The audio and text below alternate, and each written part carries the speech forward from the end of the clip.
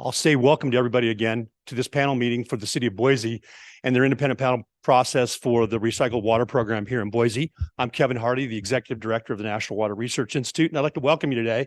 We have a very complex meeting today. We have many people online and a big group of folks here in the room with us today. So it'll pay off for all of us to be as patient as possible today. For folks who are online, make sure you mute your mic if you're not speaking.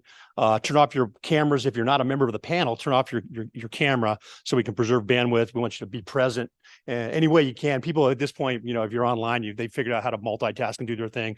We want you to be comfortable while you're in this meeting. So whatever you have to do to be comfortable, do that. We're going to prioritize the panelists' questions today.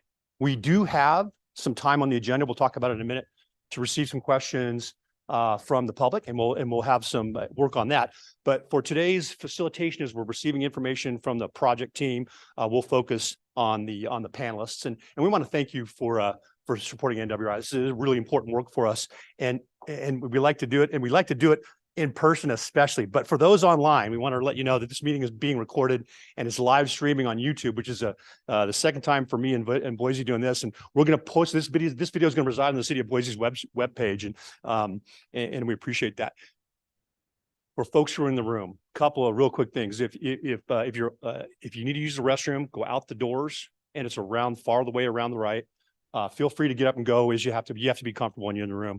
The panelists have got their backs to you. So from an audience member standpoint, we want you to be comfortable. And if you do have a question, the City of Boise has created a mechanism through that scanning code there to allow you to input some questions. And we will have some time today for questions from the public. There's a form over there too. Thank you. Little quick word about NWRI. Again, my name is Kevin, and NWRI is the national model for collaborative advancement of water resources, science, policy, and innovation. These independent advisory panels are kind of the core work of what we do. We look at, we say we're the provider of choice because there's not too many other competitors in this space. We have a model that allows us to do this work, and we do it for a lot of really important public policy reasons. But we choose to work on the most challenging water quality and regulatory issues out there. And the City of Boise is no different from the other 25 places where we're working. They have complex water-related stresses and challenges, and we enjoy helping them. And we hope if we get done, we provide some unique insights that are valuable to the whole community and to our international community of practice as well. One of the things that we do to build our international community of practice is the Clark Prize. The Athlete Richardson Irvine Clark Prize is one of the most prestigious international awards in the world of water. Now, that's not my words. I didn't say that. I'd say something even more alarming, but it's pretty impressive, actually, if you think about it. There's 3 big awards. This is one of them. Every year we give it to a practitioner who's demonstrated over a sustained period of time excellence in their field. This year's winner is a gentleman named Charlie Driscoll. And for those of us who have been around a little bit longer than some of the others, we remember Charlie Driscoll when we were little kids. He was the person who was the one to lead the characterization and the kind of the lookout for acid rain. And so, like when we were young, that was our first impression that, hey, maybe human beings can impact the planet. More importantly, what Charlie did is he found a way to fix the problem that he found out. So they've made incredible gains on a multilateral basis internationally on acid rain. And so it's a model for similar problems that we might face in the future. Charlie Driscoll is the Clark Prize laureate. He's a great guy. He lives in Syracuse, and they're working on some of the same problems that Boise has. I want to take a minute to introduce our independent advisory panel. We couldn't do our work without these folks. We have a roster of well over 100 experts that help us on our panel work, and we're really proud to have this group growing and becoming even more diverse over time. I want to welcome. I know that I want to see. I'll start with the folks who are they're online because I want to make sure that they're there. Channa Rock and David Reckhow. Channa's from the University of Arizona. Channa, are you online? We'll check your audio maybe. Channa will be online momentarily, Kevin, so maybe we can come back. Well, anyway, and David, I don't know if David's online or not. We'll figure that out when I sit down. But he was planning to be here, but got called away by the governor in Massachusetts. So they're not here today, but here in spirit. And we apologize that they couldn't join us here today. But we do have 4 really incredible people, and this panel is really diverse and really set up specifically for the City of Boise and the challenges that it faces. So our chair is Rupam Soni from the Metropolitan Water District of Southern California. In her day job, Rupam talks with stakeholders from all over the world about advanced water treatment in Los Angeles, and has talked with people, as interns walking through the plant, little kids learn for the first time, all the way to the governor of the state of California. So Rupam, welcome. Also want to welcome Dan Garrity, PhD. He's the research director at the Southern Nevada Water Authority. Dan's been an important member of our community for a long time, has just written a series of papers with a number of his colleagues that have explained to me what I've been doing for the last 2 years, which is really good. So I appreciate that help, and I really want to welcome Dan. And Dan's serving as our vice chair now. And that happened. I should say, I meant to say when we started this part of it, our former chair, Rick Warner, he took a new job. And so because he decided good work in the private sector, we thought that for the city of Boise, the right choice was to move Rupam into the chair seat. Dan agreed to be the vice chair. And we've added Liam Kavanaugh, who's the chief operating officer at the Denver Metro Water Recovery Agency. So Liam, welcome. Glad to have you. And with that, let's move into let's take about how do we get here? So how did we get here? So our first meeting was back in September of 2021. It was one of our very first meetings that we had coming back from COVID. We talked about recycled water program staffing. It has happened. There are people here that weren't here before. So the recycled water program is up. It's operating. It's beginning to develop its processes for the future.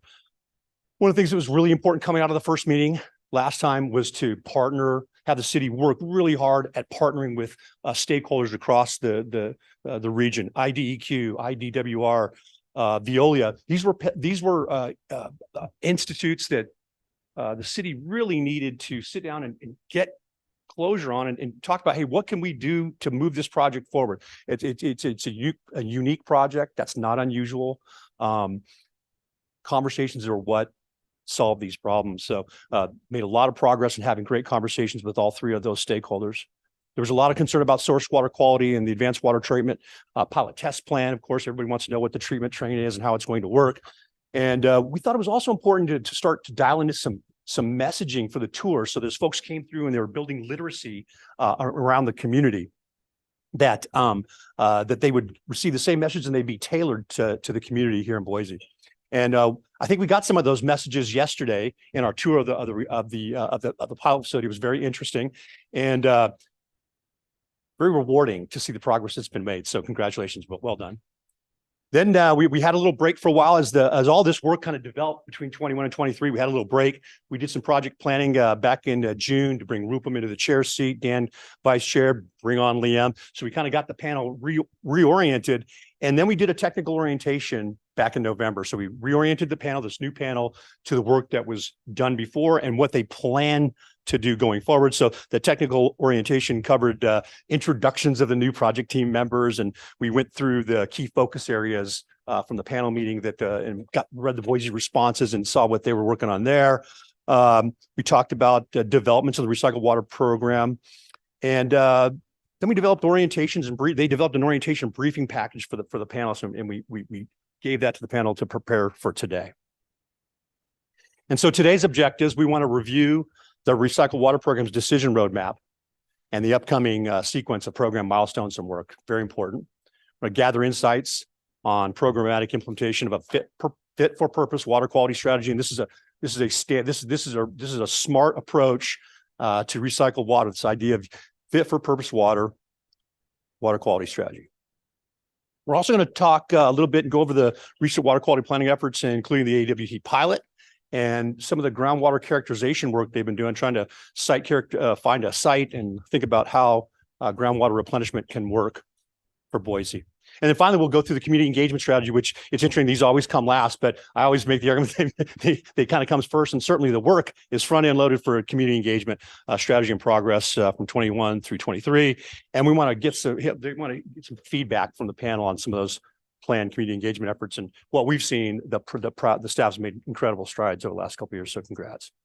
Here's our agenda for today. We got a busy one. Hopefully I haven't gone over my time. Not too bad anyway. We'll do these welcomes. We'll get into the kind of an overview of the program.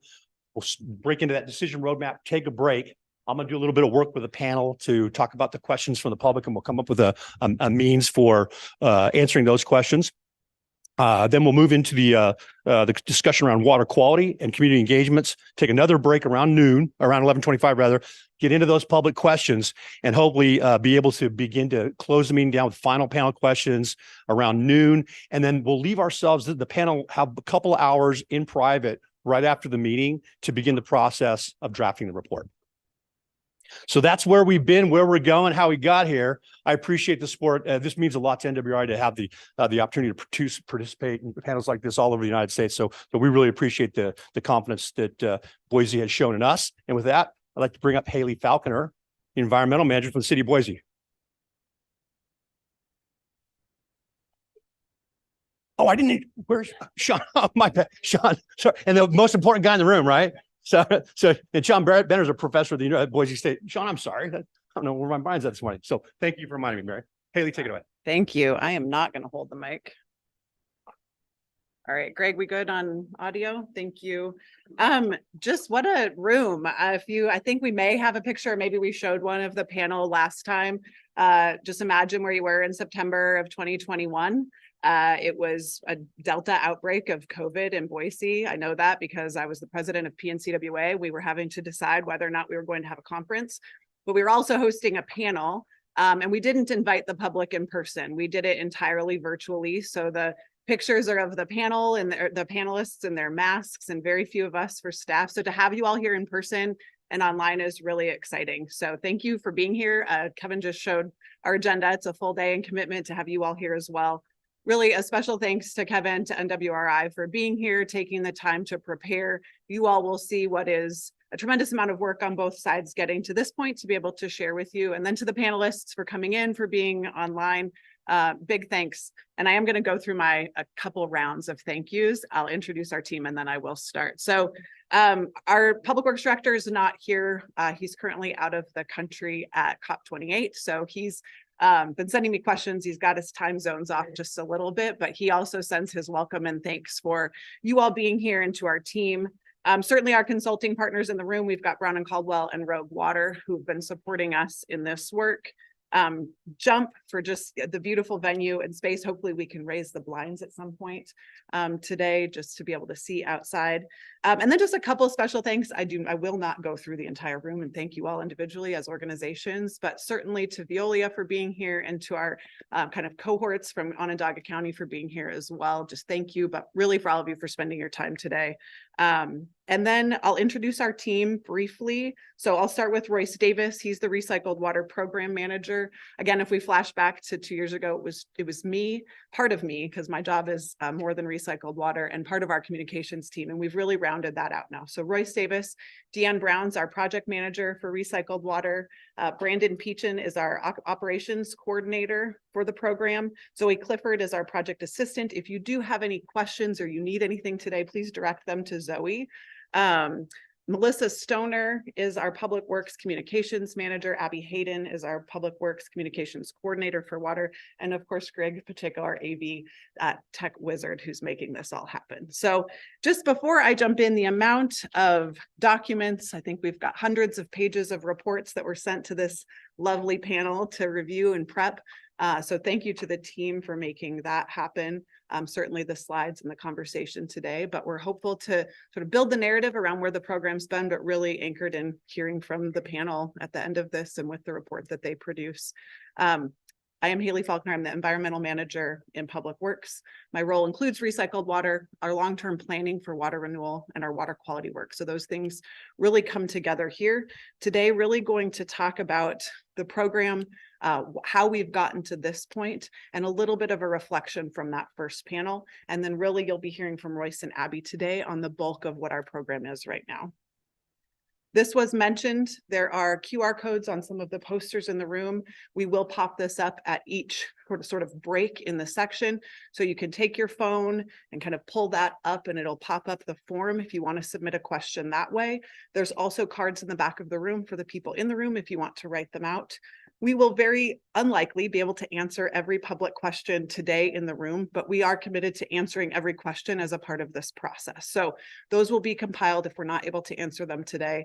Those will be part of this overall thing. And don't worry, if you don't grab the QR code right now, we'll pop it up at each sort of interval. I am not going to read these questions at this moment, but at each section, we are going to start with what question it is that we've asked the panel to answer or reflect on for the body of this work. So we've got this section and kind of follow up on the background and that initial panel outcomes. We'll have a section on the decision roadmap and kind of how we're getting to the decisions that we need to make for this program. And then you can see most of the questions are falling in this water quality space. That's going to be a really important area of work as we get into a future decision around the technology and the facility itself. And we'll close with community education and engagement. So those are the bodies of work in the series of questions. We will stop and answer or ask those questions as we get to each section.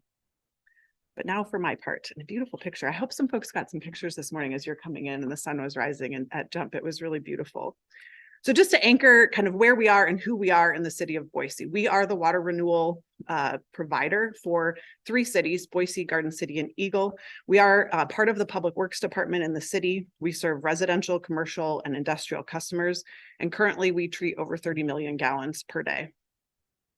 A little bit busy on this slide, but kind of just showing what that means. What is our water renewal system? The white outline there is the city limits. So just showing that we've got 2 facilities, West Boise and Lander Street. We have utilities maintenance, our 20-mile South Farm, and a phosphorus removal facility on an agricultural drain. That's really our current system. And I'll talk a little bit about how we got to this shift in direction to head towards recycled water. I'm going to interrupt myself because I wrote our interns down at the very top of the page and I didn't introduce them. So we've got 3 of our Public Works interns, our recycled water interns, Haley, Reagan, and Luis, who are here also. So thank you for being here. One of the things that I'm most proud of in the work that I've been a part of at the city of Boise is an advisory group that we convened as part of our utility planning process. So this started in 2015. We concluded our utility planning in 2020, but we convened an advisory group. We did focus groups. We had a tremendous amount of survey and community education work to really ask the community, what is it that you expect us to do with this water? We produce water through our water renewal process. We could continue to send that to the river, or we could do some other things with it. And it was through that process that we heard from the community the importance of planning for the growth, planning for the climate change risks that we might see, but also doing something with that water that keeps it local. And so out of that, Stephanie, I wanted to make sure I had a pie chart in here, but we show this only to say that if this circle encompasses where the water goes and how we manage it in Public Works, the blue and the orange here are what we currently do. We're sending it to the river, or we're focused on enhancing the river. That will continue. The gray and the yellow coming out of that utility plan is saying that all new capacity that the city of Boise builds will be focused on recycled water. And the purpose of that and the benefit that we get as a city is we're adding capacity to our system, but we're also adding capacity in our ability to manage that water. So we're limited in the ability to continue to go to the river. This allows us to do something else and to keep that water local and put it to beneficial use. And the 2 things that you'll see there from the utility plan were highlighted as industrial reuse and groundwater recharge. And we'll talk just a little bit about the reasons for those being the highlight as our starting point.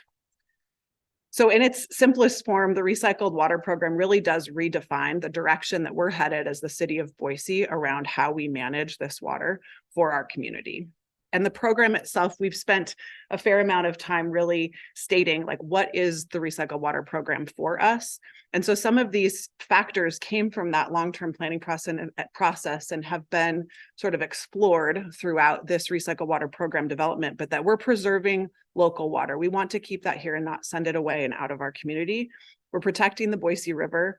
And then bolstering the local groundwater supply. And so today, some of those questions around water quality, around groundwater recharge are really important in hearing from the panel, hearing the questions from the community so that we can do that effectively and achieve these outcomes for the program and for the city.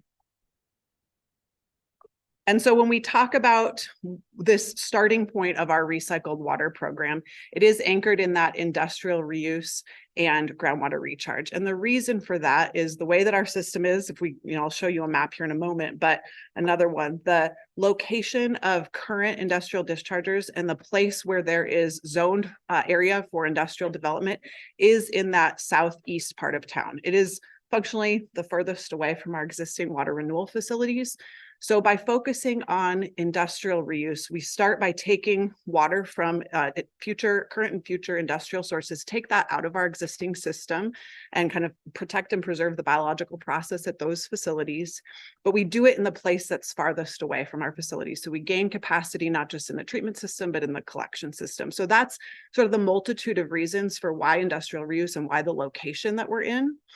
And then groundwater recharge. So this graphic showing that we'll collect water from industrial sources, treat it to a high level, and then either send it back to industry for reuse or go to groundwater recharge. And that is, we need a 24/7, 365 location for this purified water to go. And so those are the things that we'll be talking about through this program today. So what that looks like in a different cartoon form, our current system, West Boise and Lander Street. And as we grow out what the system looks like, we will add an advanced water treatment facility and really are focused on that industrial reuse and groundwater recharge. So just kind of taking a moment to name where we are now. So that's a lot of that planning process, what we had done to get to the decision around recycled water. And in the meantime, and this is really where Abby and Royce will spend the vast majority of time today talking about the water quality, the pilot, the communications. So I'm only going to introduce that. But since that time, we have built an advanced water treatment pilot. We've offered a multitude of tours. We have done source water characterization, site characterization for groundwater recharge. And we really want to focus on all of those areas today. We've built our team. There's more than one of us. And so really just excited to be here and to build on sort of that narrative and share with you where the program is.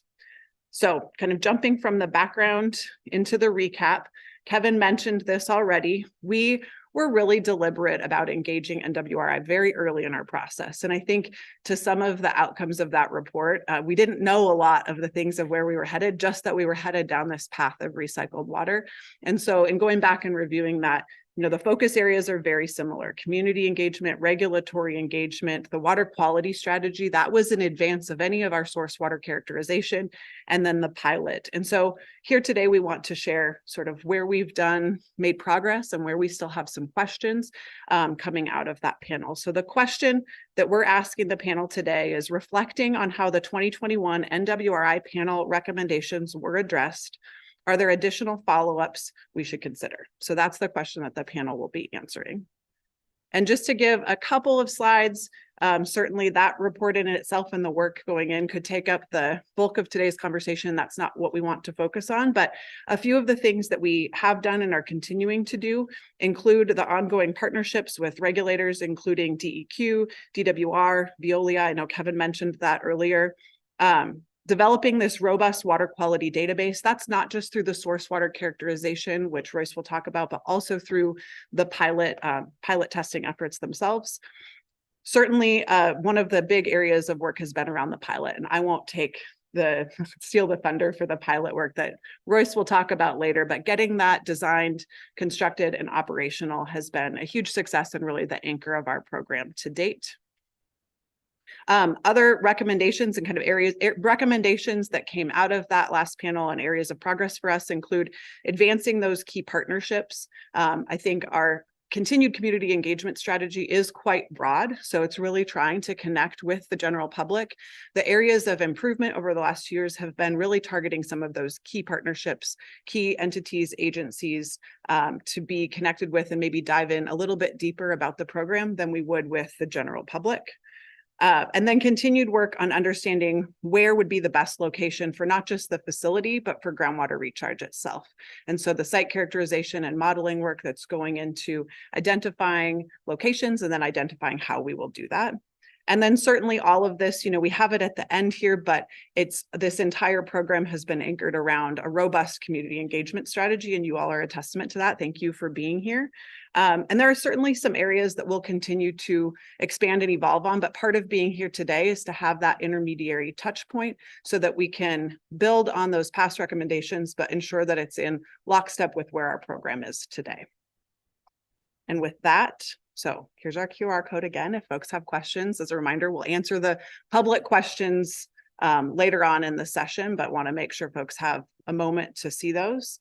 But I think at this point, any questions from the panelists about the background or the past panel. Any questions for Haley? All right, I love it. Off the hook. I know. Thank you. All right, and with that, I'd like to bring up Royce Davis. Thanks, Royce.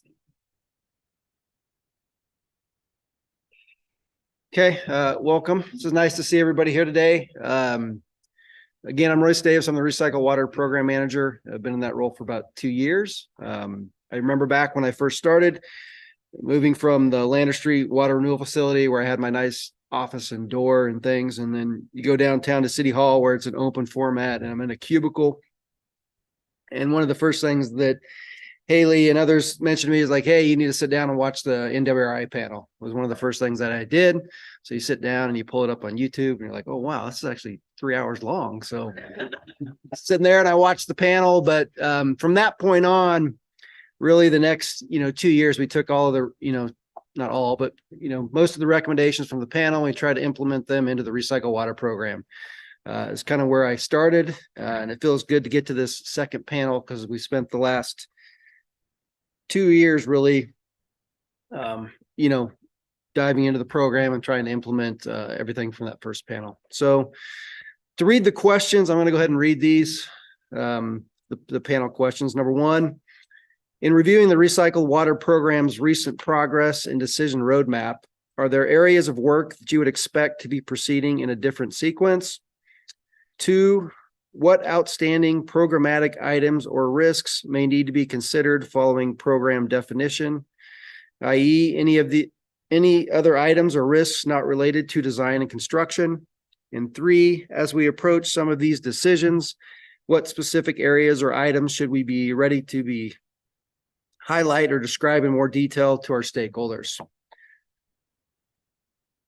So again, like I talked about, so the last 2 years we spent time, with the pilot, community engagement, stakeholder outreach.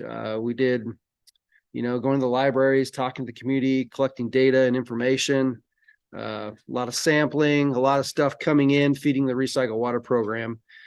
And we've taken all of that and it's kind of leading up to some decisions that we're going to make in the next 12 months, which we call, I guess you could call it the big 8 if you wanted to, or 8 or 9 decisions that we're going to make that really lead the direction of the Recycled Water program, open up a door to a lot of work coming our way. So the first 2 listed here would be the source water quality decision, which is really what type of water will we treat? And some of the activities that are leading up to answering that decision are source water quality monitoring. So prior to the pilot starting up, we went to 6 different industries in town, sampled their water for 12 months and collected a ton of data on industrial source water. Market assessments. So really, at some point, we haven't done that yet, but going out into the community and stakeholders and talking about in recycled water, who would be interested. And then the treatment model. So what treatment technologies or what treatment trains are we going to have at the recycled water facility? We'll help answer that question of what water will we treat. And I would mention that it's going to be industrial water. So not municipal, but industrial. The second question is treated fit for purpose water quality decision. So what water qualities will we create? Can we create different water qualities? We can based off of the treatment technologies. We have our highest and best use policy, which I'll talk about later. Market assessments, the advanced water treatment pilot test results. So all of the data that we've collected, all the different points, groundwater quality data, which we're going to start, so I'll mention that too, sampling that in probably February, start getting the background groundwater quality data, and then input from the community. Based off of cost or what the community feels is important for us to treat to which standard. Okay. After those first 2 decisions, then we have the influent flow, which would be the amount of water that we're going to treat at the recycled water facility, which I'll mention too, we also call Jasper. So if I say Jasper and not recycled water facility, it's the same thing. Which a little bit of a story there. Long time ago, we needed to come up with the name. So we came up with Jasper. and where that's coming from. So, but anyways, how much water will we treat? We've settled in on 6 million gallons per day based off of current industrial loads and current or opportunities for other industrial clients. So we feel like 6 million gallons a day is a good place to start. Another set of questions would be where the groundwater recharge methods and the groundwater recharge sites. So where is the groundwater recharge going to take place and what method are we going to use? So infiltration, injection, or a term that I've made up, modified infiltration, which I don't know if it exists, but I'd like to explore it. So those are the other next two decisions, and the activities that lead into those are the groundwater recharge site characterization, and then the groundwater recharge flow and transport modeling, which I'll talk about later as well. Okay, so after we've made those decisions, a couple more decisions is the treatment train decision. So how will we treat the water? Will we use all of the technologies that we have out at the pilot? Will we need to do something different? Maybe less, maybe more? How will that change? And then, we'll use the pilot data and, we can look at all the data and see, removal percentages. Are we where we want to be? Do we need to change, add things, to get that treatment model? And then the next one is the recycle water facility site decision. So where will Jasper, the recycle water facility, be located? And I think this is one I'm really excited about. We've made a lot of progress in the last few months with our public works decision team. We've been able to do a business case evaluation on where Jasper should be located, and we feel like we've narrowed in on that location and got approval from the public works decision team on where it should be. So can't quite announce it yet because we still have to work through the city process, budget and different things like that, and the mayor's office. But we're excited to make a lot of progress on that. And hopefully by February of next year, we should hopefully have a site purchased, and which really unlocks a lot of future work for the recycle water facility. So excited about that. Okay, so back to the treatment day decision. The next thing is the next two decisions, which we really haven't even really started working on yet, would be the off-spec water management approach, and then the waste and residual management approach. So how will we treat and manage the byproducts that come from the recycled water facility? One that we talk a lot about is the reverse osmosis concentrate. So what are we going to do with the concentrate? What does the concentrate look like? How many constituents? What's in it? The one would be the ultrafilter wash water from the ultrafilter. So what are you going to do with those solids? And then other products too. So if there's granular media, what are you going to do with the granular media when it's spent? Can you regenerate it? Do you have to dispose of it at the landfill, or other options for the granular media? So we haven't started that yet, but we'll start that process to figure out what we're going to do with all those different waste or byproducts.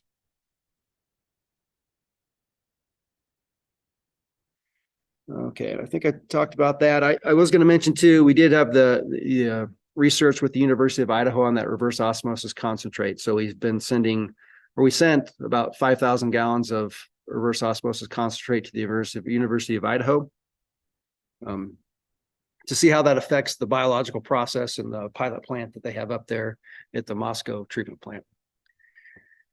Okay. And then again, obviously the part of that would be the conversations with IDEQ and IDWR, or IDEQ with the byproducts. Okay, so a lot of decisions to make in the next, really it's 10 months. I say a year, but it's probably 10 months. Excited again about the recycle water facility one, which I think we'll be able to make pretty quick.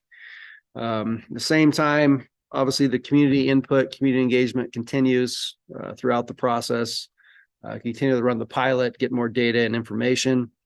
And it leads into those 8 decisions that we'll need to make. Again, just to say them again, the treated fit for purpose water quality, the source water quality envelope, the treatment train, groundwater recharge method, groundwater recharge site, the ROC management, and then the off-spec water management plan, which will, all of those are big decisions, which will require a lot of information to make those. But I do feel pretty excited that we have one of those pretty much made. So that's progress. But it will be a lot to kind of jam it into 1 year. So, and again, all of those things we talked about, the decisions are in that blue box, the program definition, which really we can start the preliminary design activities, which I think we actually have a rechartering kickoff in January. We're going to start some of that preliminary design activities. And then preliminary design, hopefully we'll start construction the beginning of 2027.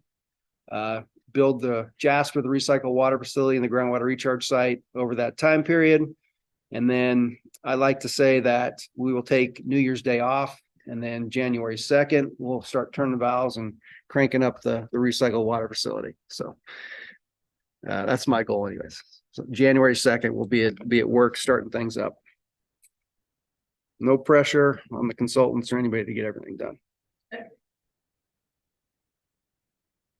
Okay, again, opportunity for questions. You can scan the barcode or write those down. Right. So I think that's, yeah. So that's it for you, Roy? That's it for me on that section. Yep. Okay, Royce just went through the decision, kind of process and criteria and order process. I imagine you might have a few questions.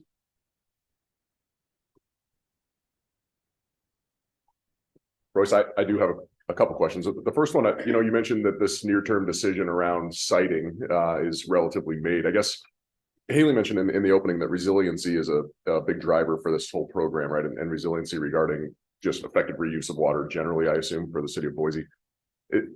My question is twofold. One, the siting decision, traditionally you would see a reuse facility on the back end of an advanced wastewater treatment plant, which you all have at the city of Boise. Is there a reason why you've moved away from that for a potential site for any sort of water reuse?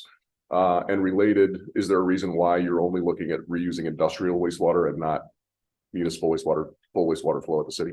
Yeah, and I think the first part of that would be for the location of the industrial water, the industrial sources, so are on the exact opposite end of the treatment plants, so closer to the southeast Boise area. So that's why we picked that location, which would be close to the industrial water sources. And I think why, really we've honed in on industrial water is for groundwater recharge and the underground injection control permits go, it's only allowed for industrial water. So that's one of the reasons that we settled in on the industrial sources. Thanks. And Haley, do you? Yeah, if I might add, that was evaluated as part of the utility planning, is could we do that at the other facilities, and the total cost and risks of the pipeline and distribution back to groundwater recharge because of the location. And in this area, we're more adjacent to where recharge could be reasonable versus kind of being along the river but far away from potential end users. That cost also drove the decision for the location, in addition to sort of pulling that capacity out of our, so we gain capacity at other facilities and add it somewhere else, but the distribution cost was also a factor. And I would add that also came out of our community engagement in the water utility planning. That's what our community asked for, was industrial overuse. Great. I have a question. Yeah. I wonder if you could just spend a little more time talking about the things that you haven't quite yet explored, the off-spec water management and waste and residual management. And I think you touched on those, but maybe if we can go back to those slides, like the schedule for that, what the plan is for that, what that will look like. Yeah. Yeah, so I think one is obviously the reverse osmosis concentrate. So the current plan is to put the reverse osmosis concentrate back in the collection system, which would go back to Lander or West Boise. So, and that's where that University of Idaho piece ties into that, just figuring out if that is a okay option. If it's not, then we would need to pursue, other options for that reverse osmosis concentrate. I will think in phase 2, we're going to, or even in phase 1 with that, which we'll get into on that, the second granular media, where we've used the RO concentrate through that media to remove the PFAS and different things. How can we condition the reverse osmosis concentrate and put it back in the collection system so that it's not doesn't have a negative impact on Lander or West Boise. So that'll be part of our phase 2 as well. Yeah. And then so that's the concentrate part, like the solids off of the ultrafiltration, we haven't even started that. Whether we would need to have, presses and dewatering and things like that to manage those solids. The off-spec water management plan, I think that would be, if it's storage, do we need storage? So if we don't meet a certain criteria on the water, do we need to be able to divert and store the water for, if it's 2 days, 3 days, whatever that amount of time is based on what the regulations are. So that would be option. Is it, if you don't meet your water quality, can you put it back in the collection system? Do we need ponds to store that water? Those types of things. And again, we haven't really even got there yet, but it is a lot of effort and questions with those 2 pieces. So Yeah, and where on the schedule, what does that fit in? What's the starting to look at? Within the next 12 months. So Okay, I think it's after we select the treatment train. So once we select the treatment train, have a really good idea of which technologies we'll be using, then we can probably get into that more. thank you. Yeah, and Sean, any questions? Will you have the ability to go back with the pilot and redo some of this once you make some of these final decisions that might impact? Yeah. Things like that. That's one thing with the pilot. So if we, depending on when we finish up with the pilot, our plan is to take the pilot and move it to the Jasper site. And then we'll plumb it all in and have it wired up so that we can run different scenarios, or even if people wanted to bring a truck of 10,000 gallons of water and run it through the pilot, try different things. So the goal is to move the pilot so we can keep using it and test things out. When you, with the treatment, the water is being treated to a level that's quite clean. And that makes a ton of sense if you're delivering that back to an industrial user. It may not be the best outcome if you're going to re-inject into the groundwater. So have you guys thought about how you might, essentially, are there plans to design the system so that if you're pursuing groundwater injection, then I think you probably don't want to inject distilled water into the aquifer. Are there plans to how you might basically re-add constituents to that water, or have you started to think about that yet? Oh yeah. I mean, we haven't gone into exactly what we'd add back in, but we have a whole plan or section of the program to figure out conditioning, or what you want to call it, how we'd condition the water so it would be a good fit for the aquifer. Yep. Haven't started that. I think we'll probably ship water off in February or so to get some of that going. I have a related question. And maybe you'll get into this in the water quality portion, but the water quality is really excellent coming off of your pilot treatment train. And as you get to your fit for purpose decision making, where in that decision making do other options fit if they do? And is it only industrial and groundwater recharge that you're committed to looking at? Are there other opportunities for reuse, and maybe it's a physical distance issue for those other opportunities, but either potable or non-potable irrigation type reuse? Are those things that the city's considering? Yeah, we have what we call our highest and best use policy, and that's where the industrial reuse and the groundwater recharge would be the 2 highest priorities. But irrigation and purple pipe are still on the table. And even I think when we do the recycled water permit, we will probably permit all 3. Because even, Jasper on site, we'll do irrigation there. And I think definitely keep irrigation and purple pipe opportunities open. Yeah. And how about potable reuse? Is that on the table? It's not at this time, and based off of the water renewal utility plan and the community work in the beginning, I don't think the community was interested in potable reuse at this time. Thanks. Can I just a follow-up question on that? Is it it feels like that last question is potentially the answer to it might change going into the future. So like 5 years from now, you may decide that you wished you thought about that as an option. Which option? The potable. Yeah. Is it possible to think of that as a potential outcome that you might plan for? I think it is a potential outcome, but I haven't, at least to my knowledge, we don't have any input in making that happen at this time. Say no. In California, this really advanced treatment train is primarily or historically intended for injection. So do you have a preference for injection versus infiltration, and what criteria are being used to make that determination? Yeah, I mean, I think my priority all along was infiltration. I think when we started the groundwater recharge site characterization, we kind of set it up to look for infiltration locations or geological characteristics that would work for infiltration. So I think one of the criteria was distant to basalt or areas that had basalt. So we looked for areas that didn't have basalt. And we tried to find landowners or access to those areas.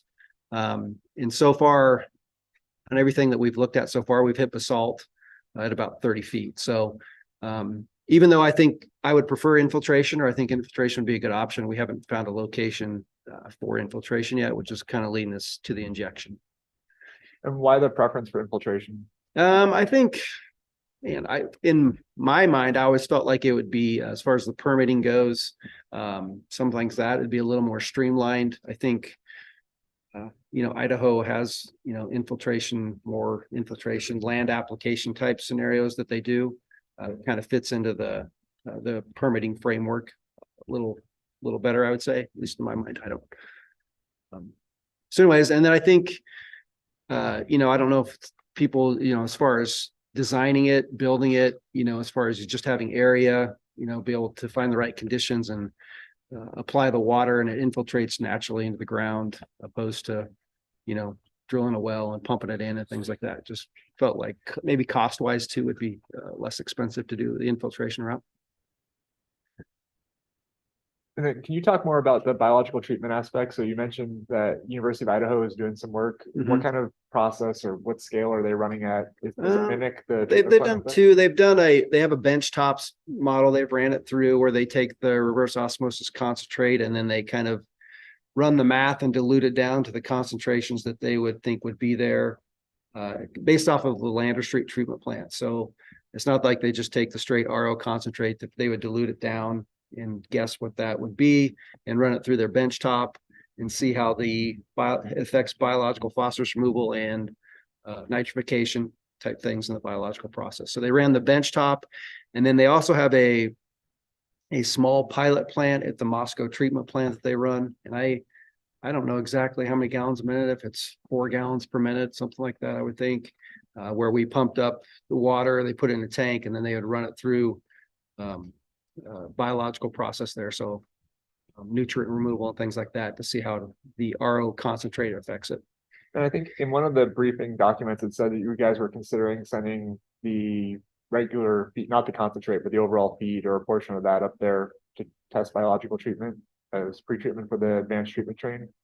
No, I think we're just planning on the RO concentrate sending up to University of Idaho. But we're looking at some.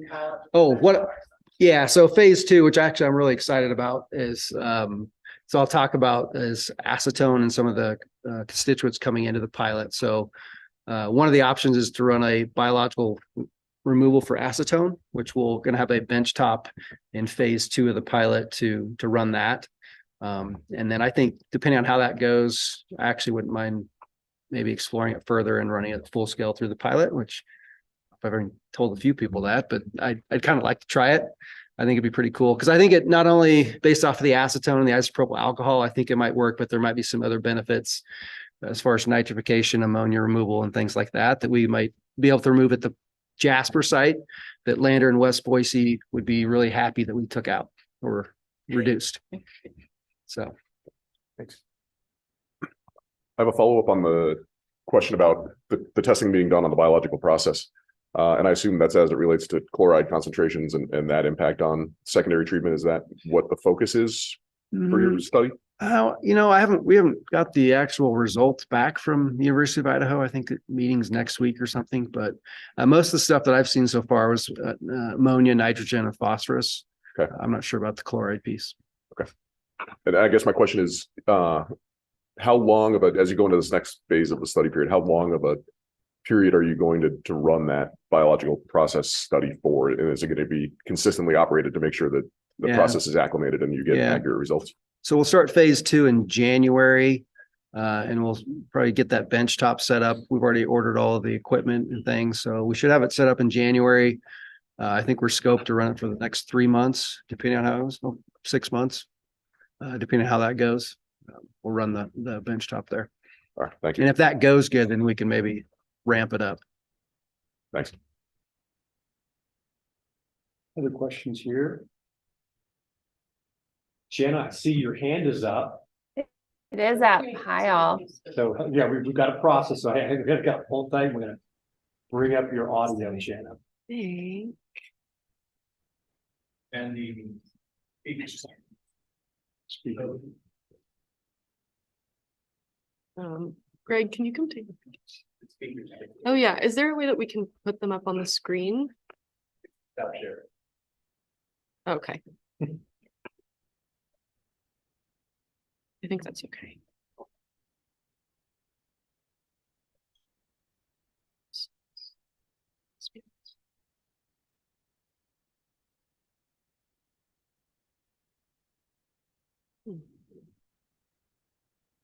We can see the images on the screen now. Yes.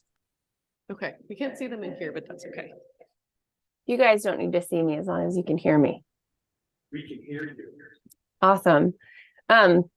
So I just had a quick question about, as you guys are, and maybe you'll discuss it here in a bit. As you're moving through and discussing the potential option for downstream industrial users, have you had conversations with those folks about their specific water quality requirements and how that might marry up with the pilot that you're proposing, or maybe not, or maybe some additional treatment that they might have to do on their end prior to being able to use that water, or not?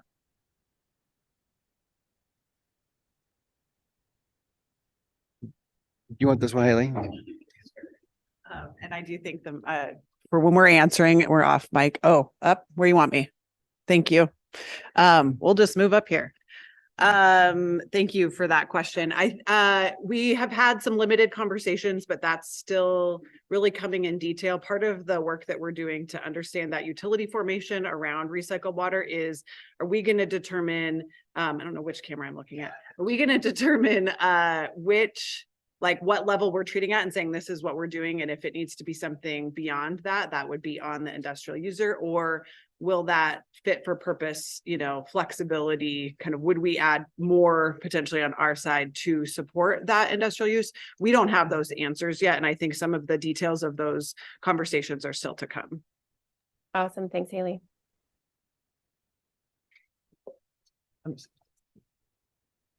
Anything else, Jenna? I'm good. David, any questions from you? Yeah, sure.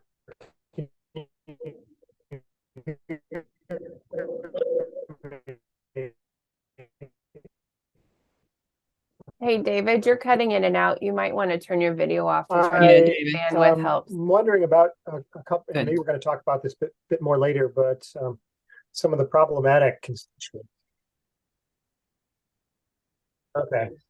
Okay, let's try that. Yeah, I'm on a hotspot.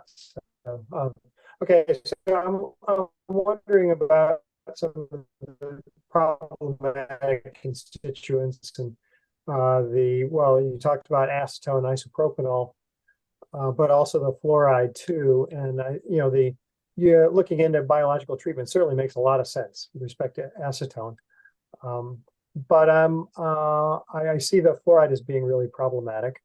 And I'm just wondering about the different industrial sources. Do you have a sense of where are they likely to be a long-term issue for you?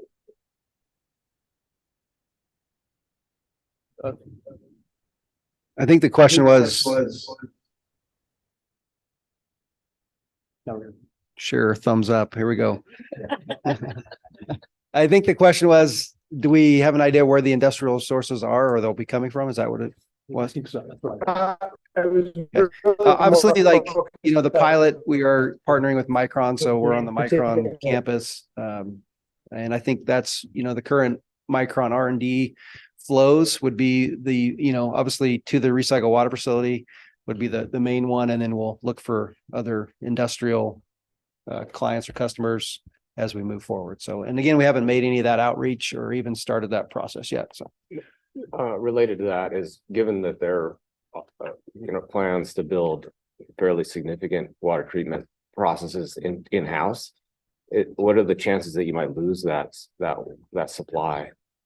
I mean, to my knowledge, the current flows are not, will still remain where they've bought the discharge capacity to the city. So my understanding that they'll keep using that 6 million gallons that they've already purchased. Could I just follow up on the question? I was really more David, interested anything in- else? Sorry. And I wonder if we got your question right. So it may make some sense to type it in. But why don't you Yeah, go ahead I and try will do that. Yes. verbally offer this question, Dave. We'll see if we can hear you better. Okay, so here it is again. I'm worried a little bit about the fluoride and the likelihood that the fluoride is going to be a long-term issue for you in a couple of the wastewaters that you were looking at, because it seems like that's going to be problematic. And I'm also wondering about the acetone too, although that's probably less of a difficult problem to deal with. Yeah, and Are they just associated with one particular wastewater?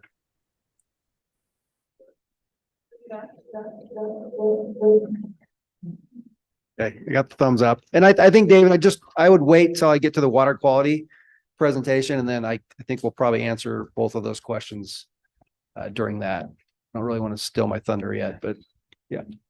Yeah, I just want to add one thing, separate from the actual water quality itself and the treatment performance of the pilot. Part of what the pilot and that information allows us to do from a policy setting standpoint is to determine kind of what's allowable coming in, and does that become a policy, whether it's kind of traditional pre-treatment route or some other way that says this is the variability that we can allow for these types of constituents that would kind of push some of that upstream. We know what we could do within the treatment. So manage that a bit differently. And hopefully the information we get out of the pilot helps us hone in on what that allowable sort of ceiling and range would be for the type of treatment that we're doing. So kind of coming at that more policy end, Royce will talk about it from the actual treatment performance and changes we've made and what we've seen there later. Yeah, and I would say that like phase 2 of the pilot, that's one of the two main things that we focus on is the fluoride and the acetone. So One follow-up for me, I think David and I are asking kind of the same question here, but the chloride situation, you're doing a lot of work on potential downstream impacts of whatever constituents may be in the RO concentrated on wastewater treatment, right? Are you also in parallel looking at potential options for direct treatment of the residuals to remove some of these constituents and looking at more cost effective? I think you have an advantage in that all of this industrial flow is separated at this point, right? And trying to manage it right there instead of diluting it. Is that something being looked at in parallel?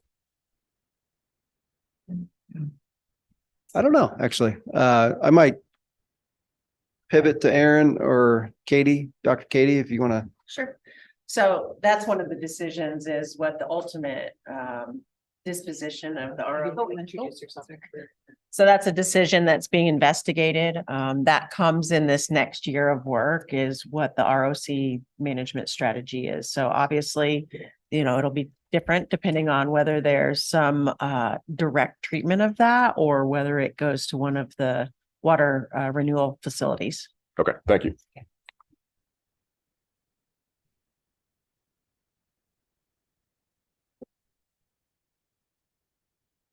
Okay. Any other questions? Any other questions for the panel?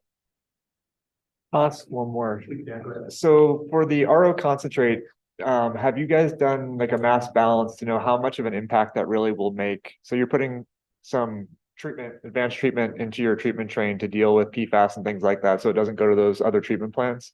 But will it really make that much of an impact where that's warranted? So like once it's diluted and everything like that, do you expect that to be an issue? great question. I don't know off the top of my head. Aaron, do you? Oh, yes. Yeah, Aaron and Dr. Katie, you guys can introduce yourselves too. All right, so Erin Mackey, Brown and Caldwell. Yeah, so we are collecting all of that data to well characterize the RO concentrate over time. So when we're sampling all of the treated water, through the train, we're also sampling the RO concentrate, and we'll be looking at all of those types of questions as well. What is it? What is the impact? What does it mean relative to the other influent to the plants?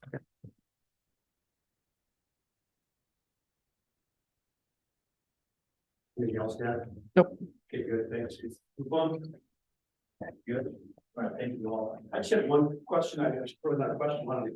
I maybe highlight it a little bit. Highlight it. Yeah, we're all learning how to do this meeting, right?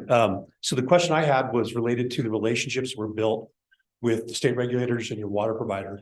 They're very powerful and they were presented really well in the briefing report. I think we kind of glossed over them a little. I think it probably take a little bit of this time that we've got left in this time to talk a little bit about the success you had with the regulators and Veolia.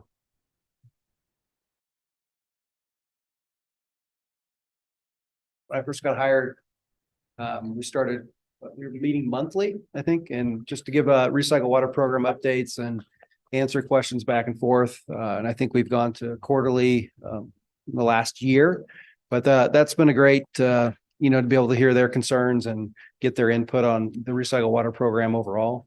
And then also Idaho Department of Environmental Quality, Idaho Department of Water Resources. We meet quarterly, which has been great to be able to go through some of that permitting framework with them as we go along. So yeah, we continue to meet quarterly. I think we're gonna, adjust those up a little bit to monthly with IDQ and IDWR, and then keep the quarterly with Veolia. So, but they've been great. It's been a good opportunity to learn and understand from the different stakeholders and people involved.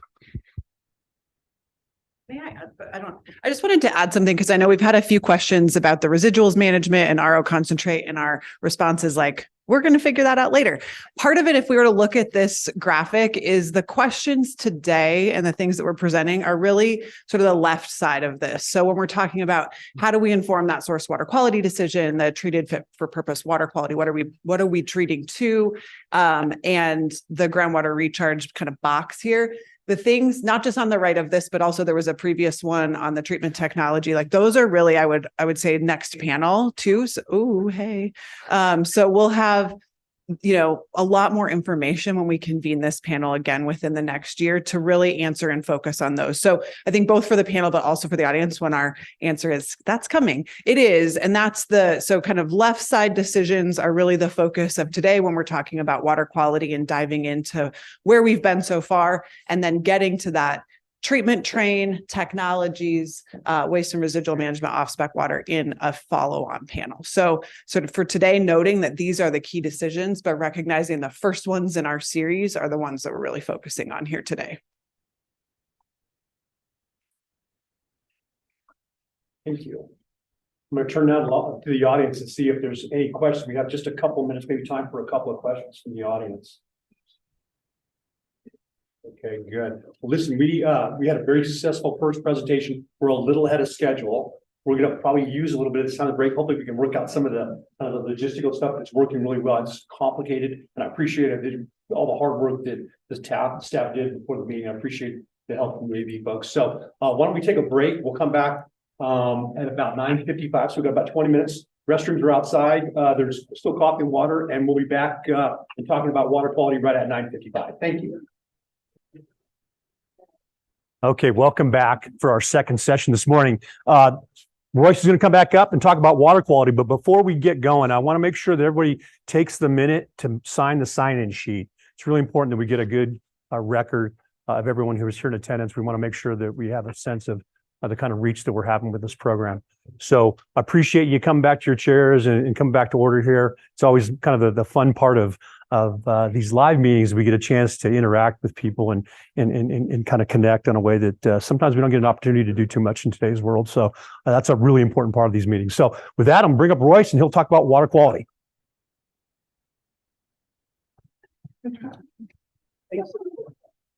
Thanks, Zoe. Appreciate it. Okay, so water quality. I think this one, for me, this is where, at least like hands-on, the pilot, some different things where we really get to actually do some work and get some results. Is I'll call it the fun part. I think it's the fun part of the program, be able to operate the pilot and do some different things.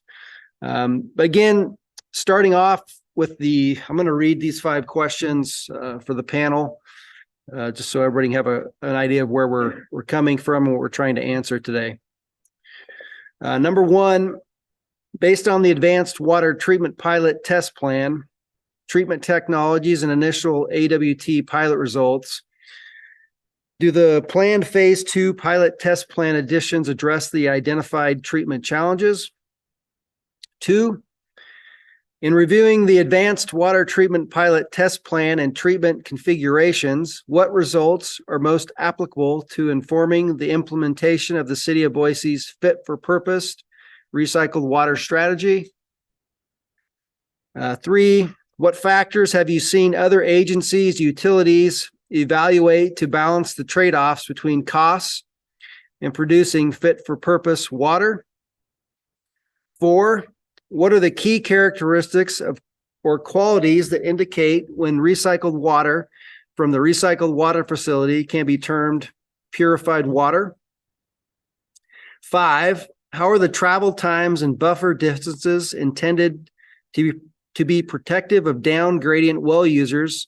And how can the recycled water program establish appropriate distances to reasonably manage impacts?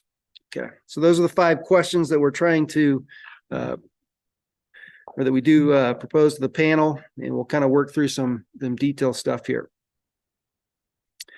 Okay, so again, I talked about the water quality decision inputs.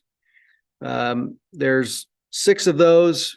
So recycled water end uses, what water quality we need for the specific end use, whether groundwater recharge, industrial reuse, purple pipe irrigation. Regulatory requirements, what does the recycled water permit or the underground injection control permit require us to meet?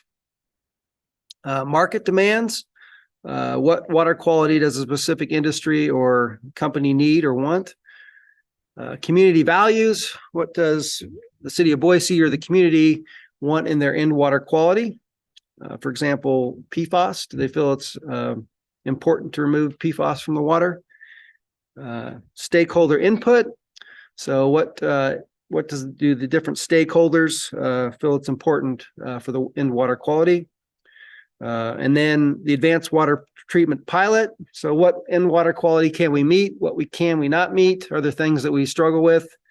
And depending on which treatment path or which technology we use, what end water quality will we meet? And then also just the data, just the real numbers of what the water quality is.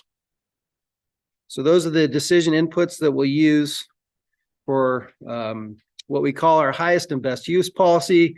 Again, this is something that we spent about 18 months and several workshops of city and Brown and Caldwell and others trying to put together a highest and best use policy. So it reads, the recycled water program will produce fit for purpose recycled water and prioritize the diversification of recycled water end uses whenever feasible to manage risk and increase community benefit.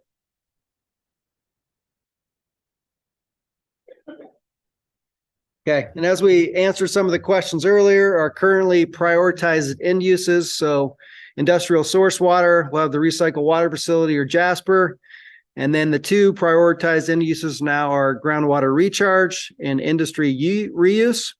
And then again, we've talked about irrigation or purple pipe, which is still out there, but not one of the currently prioritized end uses. And again, the statement to opportunity to offset drinking water for non-drinking purposes. So are there industries in Boise that use drinking water for processes or different things? Can we provide recycled water in place of the drinking water? Is one of the priorities for us. Another term we've thrown out there, the fit for purpose water, which is really treating water based on how it will be used, not over-treat and incur excessive costs, and not under-treat and narrow the possibilities for different end uses. And if you look at the two bar graphs on the right, highlighting the two prioritized end uses. So industrial reuse, if we base that off of the recycled water permit, and then maybe the stakeholder, the industrial reuser requirements, which would be the water quality for that option. And then the groundwater recharge will be based off of the recycled water and UIC permit, the regulatory portion, and then also community input and values of the city of Boise and what we feel is important to meet for groundwater recharge.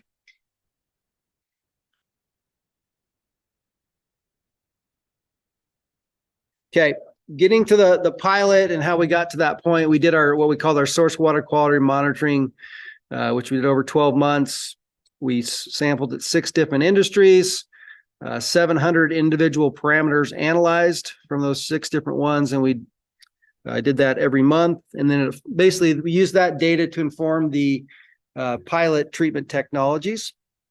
Again, we sampled anything from just general water quality parameters, ammonia, phosphorus, TDS, pathogens, inorganic chemicals, organic chemicals, per and polyfluoral alkyl substances, PFAS, and emerging constituents, which would be anything from pharmaceuticals to caffeine, which I find very interesting, where caffeine shows up, and a lot of different things, and other constituents that we would feel of interest.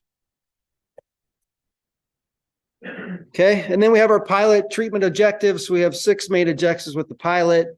One is transparency and water quality data. So the pilot, we produce a ton of data, which we'll get at in a minute, how many data points we have. So we have a good, robust data set. Development of financial data. So what does it cost? Even on the sampling side, what does it cost to run PFAS samples? Your 40, depending on your method, what does it cost to run 40 PFAS samples? And how does that ramp up to full scale? Stakeholder confidence. The pilot's been great. We've been able to get a lot of people out at the pilot to take a tour, and not only take the tour, but have really good discussions about overall water in Boise, the Treasure Valley, and just really good water discussions. Increased operator confidence. The pilot's been great for our operations staff, Brandon, and we've been able to get a lot of the operators out from Lander and West Boise, get them out not only to tour the pilot, but also to come out and operate, right? So if Brandon ever wants to take a day off, we need to have somebody come out and replace him. So we've used Lander and West Boise staff to come out and run the pilot. Or another thing, we've had the interns, right? The interns have been great. We've been able to work with 6 interns so far, 2 last summer, and then we have 4 now from Boise State. We had 1 from USC, but the interns have been great. So our goal always is with the interns is not only to introduce them to the pilot, the technologies and water treatment, but by the end of their time, we hopefully have them convinced to work in the water field, whether as an engineer or as an operator or a regulator or whatever it may be. So far we are 2 for 2, and we're still waiting to get out for the current 4 interns if we can make them work in the water field. So that's what we term as progress with the interns, if we can get them to work in water. Support regulatory approvals. So again, we use a lot of the data from the pilot in our regulatory conversations with IDQ and IDWR. And then inform design criteria. So just use the pilot design if we ramp that up to full scale, how big, how different things. And I think that's one of the things interesting with advanced water treatment is the sizing of the treatment technology for the amount of flow that goes through it. So sometimes it feels like you can pack a lot of technology into a small box and get a decent amount of flow through a small area. Okay, we are going to watch a video, and I don't know how to play it, so I'm going to turn.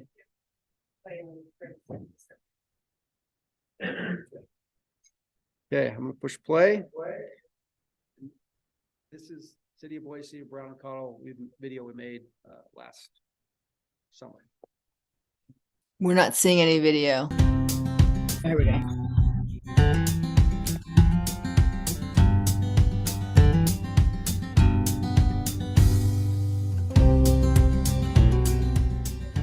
The City of Boise is pursuing a recycled water program as a response to what we've heard in our utility planning process to both add capacity to our system, but also address other pressing challenges like climate change and water resiliency for our community.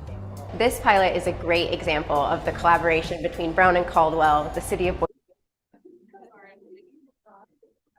You're rolling.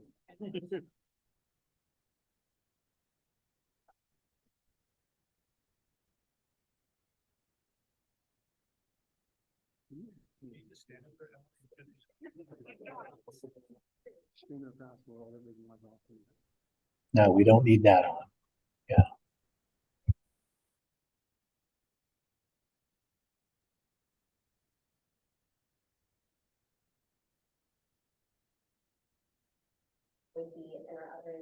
Boise and our other industrial and stakeholder partners that will make this program a success.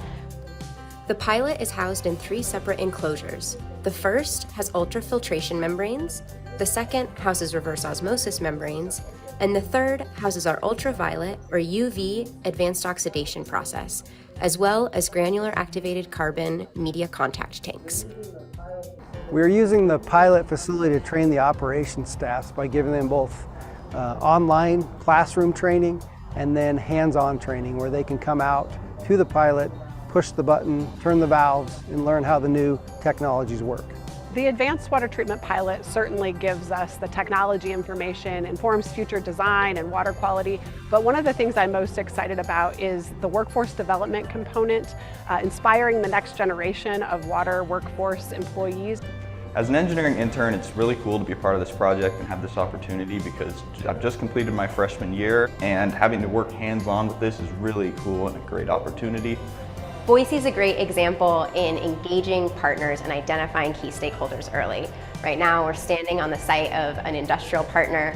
The equipment you see behind me was only made possible through collaboration with vendors. And these early partnerships that the city's been focused on will continue to grow and lead to success for the program.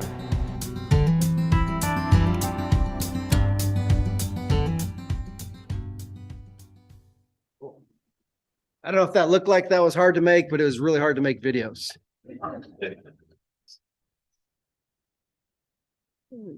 Yeah. Okay. Oh, sorry. You're good. Okay. So water quality sampling, which has been a big part of the source water quality monitoring and also the pilot operations. I think when we started, we had 680 plus parameters that we monitored and analyzed. And I think there's 2 ways to get to 680. One, I think you call up the sampling contractor and you say, hey, what do you guys sample for? And you say, hey, we'll take it all.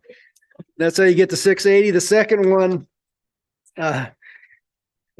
I think it's based off of the groundwater rules, the drinking water rules, and I'm going to read a couple of them here, but the contaminants regulated through the National Primary and Secondary Drinking Water Regulation and primary and secondary constituent standards of the Idaho Groundwater Quality Rule, and then contaminants that currently have regulatory limits but are considered contaminants of interest and included in CCL5 drinking water contaminant candidate list and UCMR unregulated contaminant monitoring list. So that's why I read those. But there's a lot of different ways to get to 680. That's some of the stuff that we tried to highlight and some of the constituents that we listed.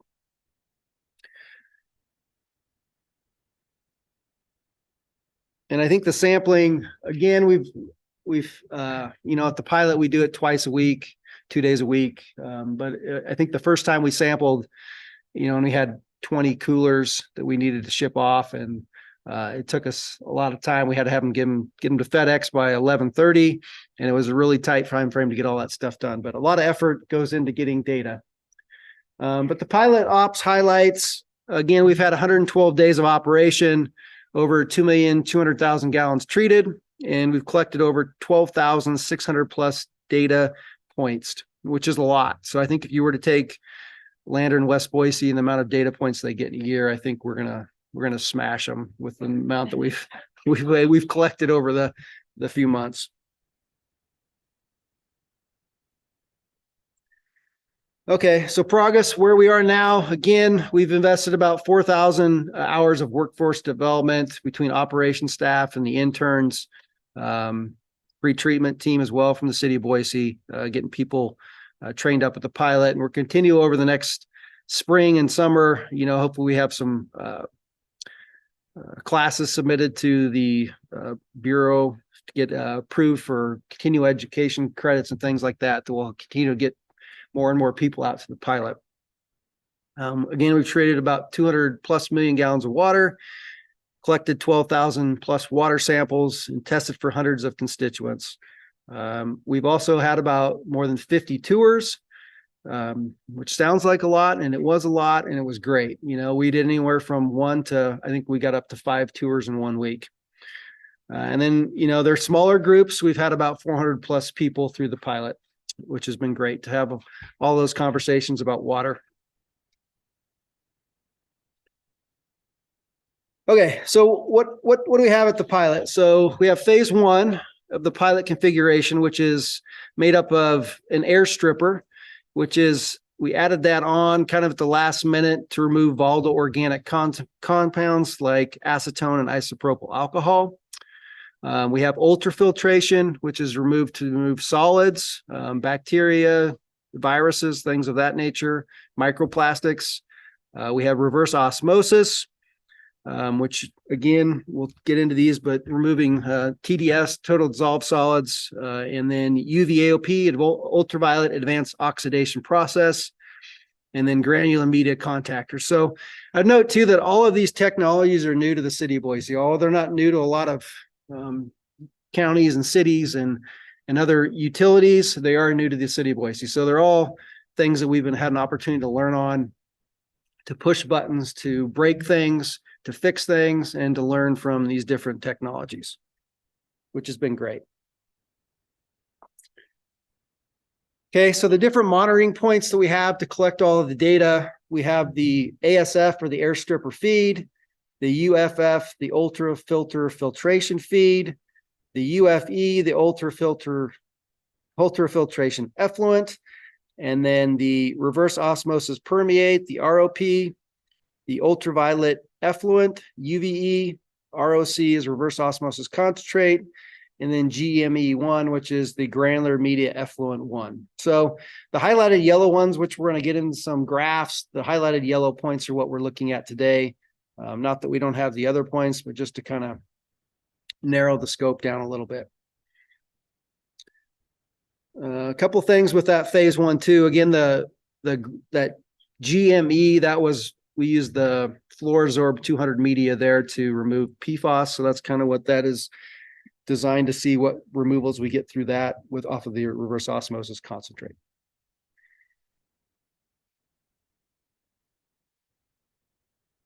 Okay, phase 2 configuration, we'll go air stripper, ultrafiltration, and then we'll go the granular media contactor with just a basic granular activated carbon, and then we'll go reverse osmosis and UVAOP. So the main difference there is that we'll go the granular media contactor before reverse osmosis, kind of to change that flow path.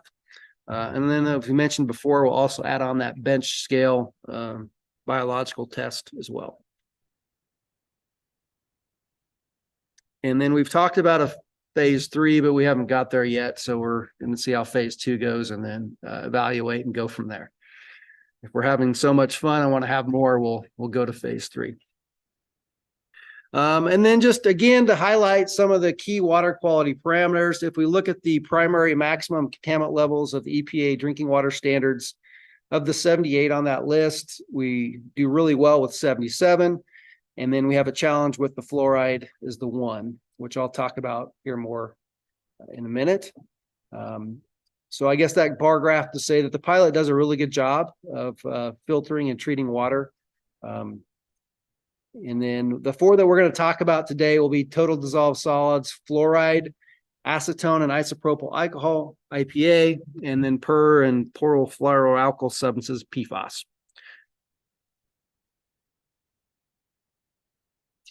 Okay, so total dissolved solids, which is just a basic indicator of water treatment performance. Again, we'll measure this in milligrams per liter. 500 is the secondary maximum contamination level.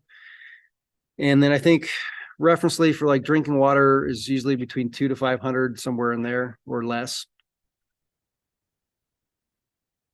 Okay, so the first line is the air stripper feed, which you can see we go from about 450 up to, and we get up to 700 at some point on the TDS and maintain that above 500 on the air stripper feed of the influent. The blue line that just popped up is the ultrafiltration effluent, which you can see there's no difference between that and the air stripper feed, so no TDS is removed with the UF. And then next is the reverse osmosis, which is where you would expect most of the removal on the TDS, which is at 96%. So actually, I don't even know exactly what that is, but it's close to zero on the reverse osmosis on the TDS. So reverse osmosis is doing its job and knocking out the TDS. And then the ultraviolet effluent, you can see it follows the RO line pretty much exactly. So staying at 96% reduction. Okay. Fluoride, the one that we talked about, the challenge. Again, the primary maximum concentration level on this one on the drinking water standards is 4. The secondary maximum contaminant is 2. The difference between those, the primary is, I think, what they're like a regulatory requirement for health reasons. And then the secondary would be like odor, taste, those types of things. Again, this is in milligrams per liter. So if we add the air stripper feed, you can see the fluoride goes from 11. I think it peaks out at that one point at 25 and varies anywhere from 10 to 25. Again, this is May to October as well on the fluoride data. And then again, ultrafiltration, you can see obviously no difference between that and air stripper. And then through reverse osmosis, you can kind of see this is the one where we had the problem where we started up. And again, where the city of Boise, we haven't ran a reverse osmosis facility. So this is an opportunity for us to learn. We started up, we did pretty good meeting that secondary maximum concentration contaminant level. And then we made some changes, or whether we fouled the membranes, whatever we did, but we kind of reduced that reduction and got up over 4. And then we kind of bopped around there through September and October. And then October, we were able to drop it back down to 2. And then just adding the ultra UV in there as well, it stays about the same as the RO. So what are we going to do about fluoride? Well, the beginning of in October, we tried to make some adjustments. One thing we've done is we've ordered new reverse osmosis membranes. They came in last week. We'll install those next week, so that in phase 2 we'll have new membranes that should do better with fluoride. We modified the pH adjustment. We increased the pH. We increased the recovery from 77% to 80%. And then we also ordered a new anti-scalant formulation. So we did all of those things the beginning of November. We were able to make those 3 modifications, order the membranes. And then that side stream activated alumina testing is something that we can also do if we want to condition the water on the back end, that we might do if those changes do not work. But I know this is, for the scientists in the room, this is not a complete data set. And most of the science would probably tell me not to show this, but I'm not a scientist really, so I'm going to show it. But Brandon was able to make those changes in the beginning of November with those, the pH, the increased recovery, and the anti-scalant. And the secondary concentration of the fluoride went from around 2. We were able to drop it to 0.5. So just by making those 3 changes, we were able to drop the fluoride to 0.5. So I feel pretty optimistic about fluoride going into phase 2. Adding the new membranes and then making those changes and doing some different things. So I feel good about fluoride, which I'm excited about. Okay. The next one is acetone. And again, so acetone and the isopropyl alcohol, they are related. So as acetone goes up, isopropyl goes down, or it can go either way. The acetone, this is one in the source water quality monitoring where we sampled, and I think the concentrations were pretty low through the wintertime, but as the temperatures rise, the acetone also rose up as well. So When we did that source water modeling, we were getting the data and it wasn't looking too bad. And then as things warmed up and we're getting ready to start the pilot up, we decided to add that air stripper on for their acetone removal. So the air stripper was kind of a last minute addition that we didn't really get sized correctly, which you'll see here in a minute. So again, air stripper feed of acetone, again, in milligrams per liter from, and again, the time frame on this one shrinks when we use the outside contract lab due to delays and different things. We don't get the data back as fast. So we're only from May to August on some of these parameters. So concentration goes from basically 1 to 4. And again, the air stripper was designed to remove acetone and volatile organic compounds, and it does a great job at 16%. It's high point and not so great most of the time. So I think Brandon always says the air stripper does two things. One is leak, and what's the other one? I can't remember the other one.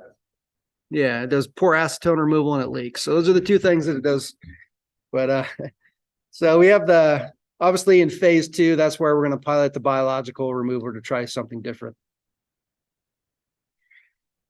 And then you can see through reverse osmosis, it does remove a little bit of acetone, but due to the molecular size of the acetone just likes to cruise right through the RO membranes. And then also through the UV, again, it stays about the same levels through, it goes through RO. So again, and then isopropyl alcohol, again, these are kind of tied together like they're close relatives of each other or distant relatives. The Hatfield and the McCoys here, but they, again, kind of go together. And again, we didn't get the results in the early pilot in the beginning of May due to sampling and things. We didn't get the results from the isopropyl alcohol. So we didn't really start from June to August. Air stripper to ultrafiltration, a little bit of reduction. And then RO actually does 46% reduction at times through the reverse osmosis on the isopropyl alcohol. And then the UV stays about the same. So our plan for the modifications for the acetone and the IPA are again that side stream biological treatment that we'll set up and monitor. And then the other thing we're going to do at the ultraviolet effluent, the bench testing to characterize the total organic carbon that's making it all the way through UV. So we can figure out what exactly that is. So yeah, I'm excited for the biological piloting. I think it's going to be a lot of fun, which actually kind of plays into some of our past work experience and things. And I think we'll actually have a lot of fun with it. Be bug farmers again. Okay, so PFAS, which is a lot of not that I guess it's a hot topic, but anytime you go to any conference or anything or anybody, you talk a lot of PFAS. So again, we've sampled PFAS at all of the different 6 different sampling points in and out of everything. Again, that phase 1 granular media Fluorosorb is designed to remove the PFAS from the RO concentrate. That data is not in here, but it actually does a good job. So again, just to highlight this, the PFAS concentration is in parts per trillion, which for reference, one way to think that is 1 drop of water in 20 Olympic-sized swimming pools.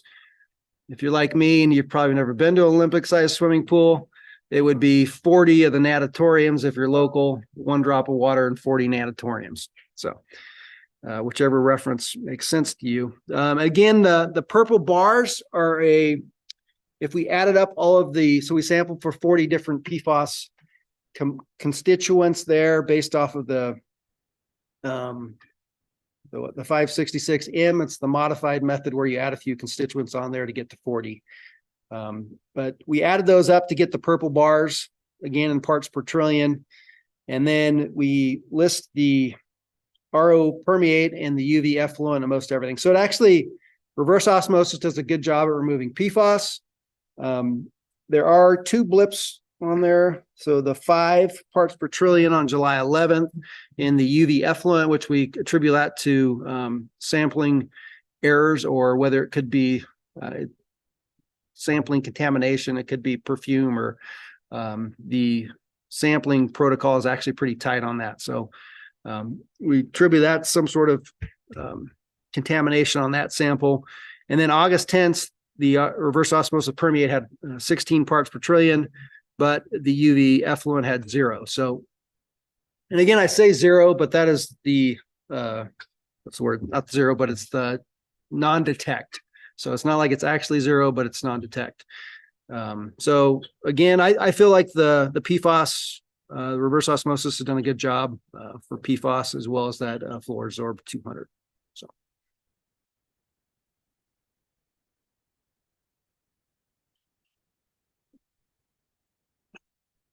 Okay. So phase 2, what are some of the modifications we're going to make in phase 2? Again, the biological treatment for the acetone, the IPA. We're going to set up that side stream benchtop in trailer 3 and see how well we can do with the biological remover of the acetone. Reverse osmosis. Again, we have the new membranes. We'll put the new membranes in next week. We'll leave that increased pH, keep the recovery at 80%, and then continue to use that new anti-scalant on the reverse osmosis. And then kind of, again, there to benchtop the characterization of the total organic carbon on the UV AOP. So we can characterize that exactly. And then side stream activated alumina bench test. So if we do still see fluoride in the UV effluent, we can run a side stream activated alumina through to see if we can knock the fluoride down to where we want it. Which I find all of this very exciting, and it's going to be a lot of fun. Okay, so all of this information and everything that we gather, the benchtop, the pilot studies, the University of Idaho data, the water quality sampling, everything kind of feeds into making decisions on the treatment train and then the water quality that we're going to, the fit for purpose, meeting that fit for purpose water quality.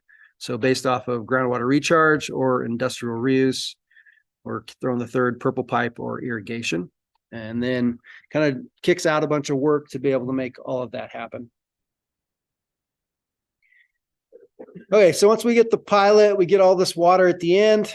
We purified water quality. For us, you want to make sure it makes sense if we're going to call this water pure. Is the treatment technologies, the treatment train we're using, creating purified water? Does it make sense to call it pure water? I think that was one of the questions that we posed to the panel as well. At what point do we call it purified water? Okay, so pilot gets a ton of attention. That's what we show most of the people. But at the same time, there's this groundwater recharge site characterization going work on at the same time. So again, we don't take people out there. We don't show them the wells that we're drilling and all that type of thing. But there's a lot of time, a lot of money, and a lot of effort that's gone into the groundwater recharge work.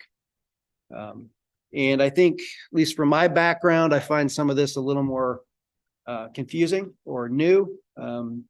And I think the community as well, trying to explain to the community what a groundwater is, what an aquifer is, whether they view it as a lake underground, and a lot of different things. It can be somewhat confusing and somewhat unknown because it's hard. Obviously, you can't see it, right?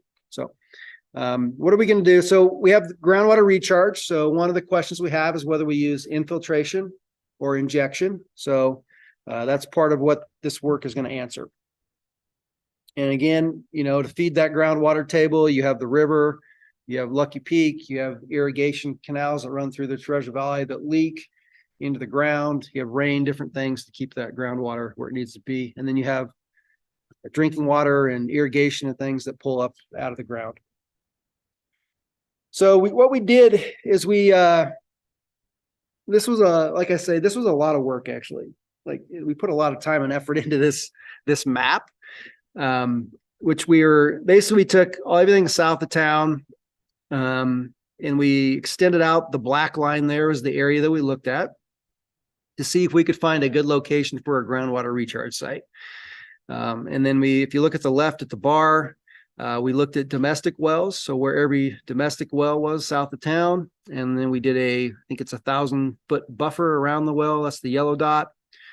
We did railroads. We didn't want to be next to a railroad. We didn't want to be next to surface water, even if it was seasonal surface water. So if it's one of the old 10-mile creeks or 5-mile creeks that run south of town in the desert that have water in them 3 days a year, we still wanted to be a certain distance from those. And then we also looked at the domestic wells, and then the purple lines around those domestic wells, the 3-year travel time. And again, that's one of the questions we posed to the panel. What is a recommended distance from those domestic wells and the travel time? So we did 3 years, which we felt was conservative. Other places use 6 months and different things like that. So we went at the 3-year to be conservative on that. I feel like there's even more inputs that went into that. And then what we came up with is, I think there was distance to groundwater, so it had to be 100 feet. And then we went and tried to find all the areas that didn't have basalt, or that we thought didn't have basalt, that might not have basalt. And we highlighted those as well. And that's what the green dots are. We did A1 through A9. And we went to every landowner. We actually hired HDR to go out and contact every single landowner. We tried phone calls, we tried snail mail, we tried email, every different method we could find to try to contact the different landowners in those areas and try to find access agreements so that we could do site characterization on their property. And it was actually really hard to find people. 1, to get a hold of them, and 2, to get access agreements in place. So we were able to get 2, which doesn't sound like a lot, but we were really happy to get 2. We call the first one Site A, and then creatively we call the second one Site B.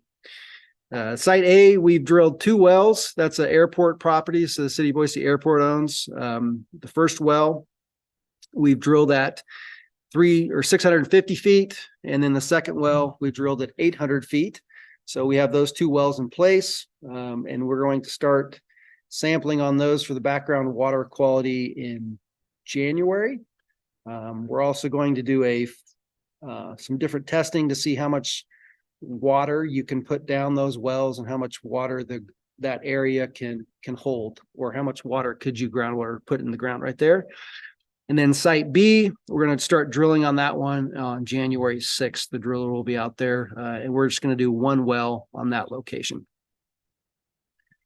So happy to find the 2 sites. And again, where the question was asked on infiltration, like Site A, both of those wells, I think we hit basalt at 30 feet, and there's 100 feet of basalt before you get into some of the sand and soils below that. And then the water table was at 300 feet. So when we talk more about injection, that's the part of the reason is we haven't found any right geological characteristics for infiltration yet.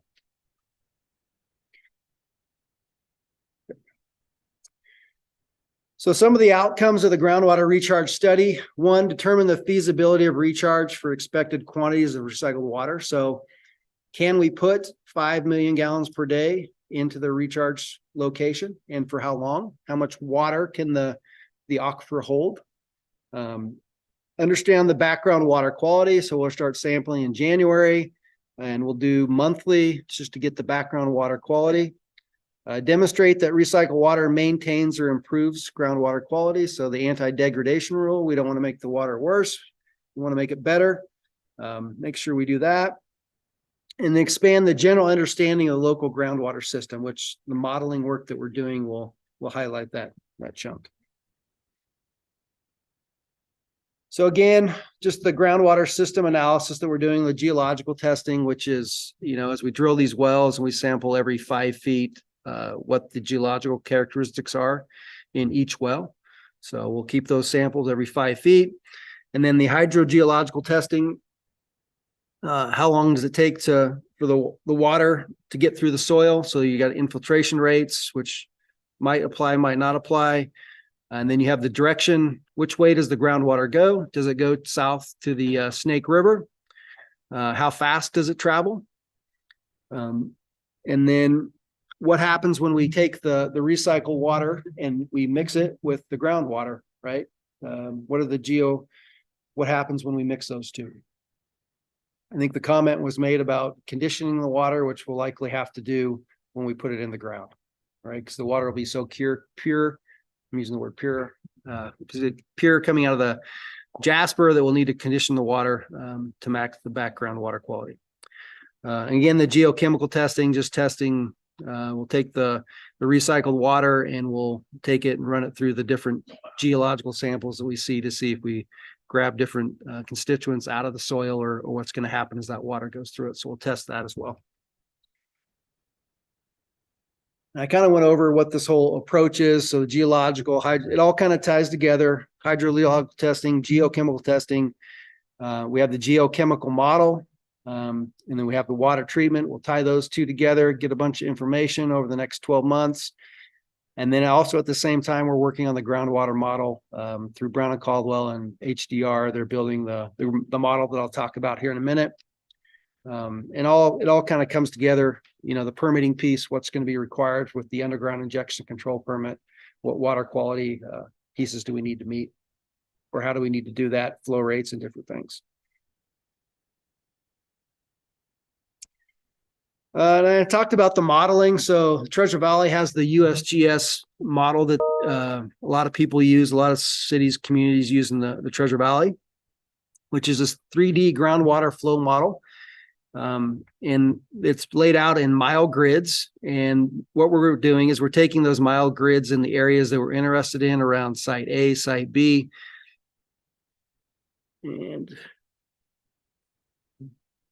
we're basically shrinking those down into smaller grids so that we can get a really good picture of how much water we can put in at that location, how fast it's going to move to the south, how fast it's going to move, where it's going to go, what it's going to do. So we've been able to reach out to, you know, the City of Meridian, other partners, Veolia and Micron, about getting, you know, area well information that they have so that we can input all of that into that model and try to get it as accurate as possible. So excited to see how the model plays out. Again, just to zone in a little bit on the black boxes. So instead of a mile grid patterns, we're going to zoom into 82.5. Don't forget the 0.5, 82.5 feet. So we'll already zoom into that area and be able to get a good picture of what's going to happen when we put the water in the ground.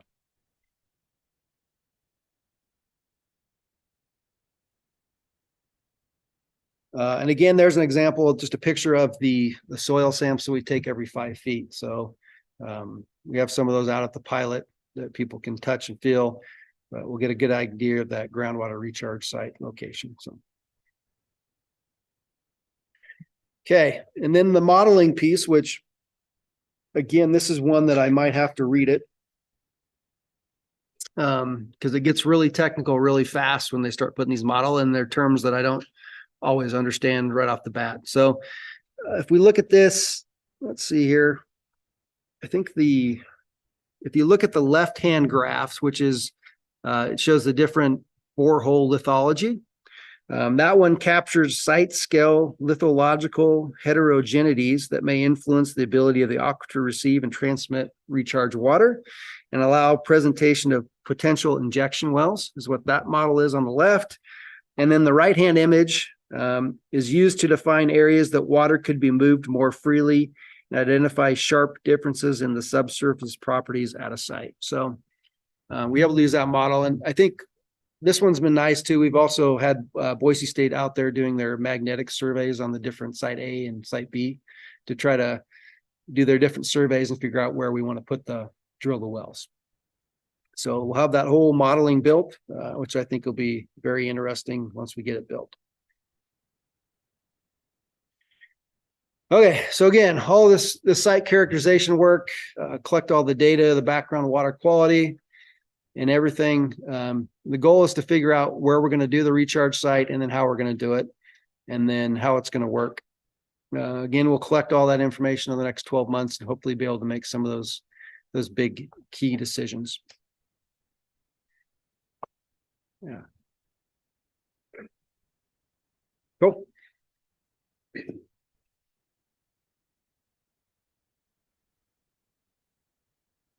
Fast. No, you're fine. Are they good on time? Perfect, actually. Sweet. Okay. Okay, questions from the panel? Any questions right now? I have a lot of questions about Well, before you answer, is Dan online? Yeah. Okay, so Dan is here if we need to refer to Dan. just because this is the part that I'm most interested in. When you have one figure that relates to the essentially travel time estimates. That's obviously model results, I assume.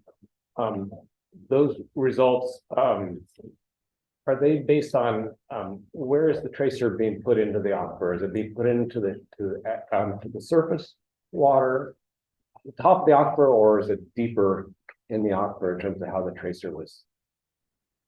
And I'll refer to Dan. So if Dan,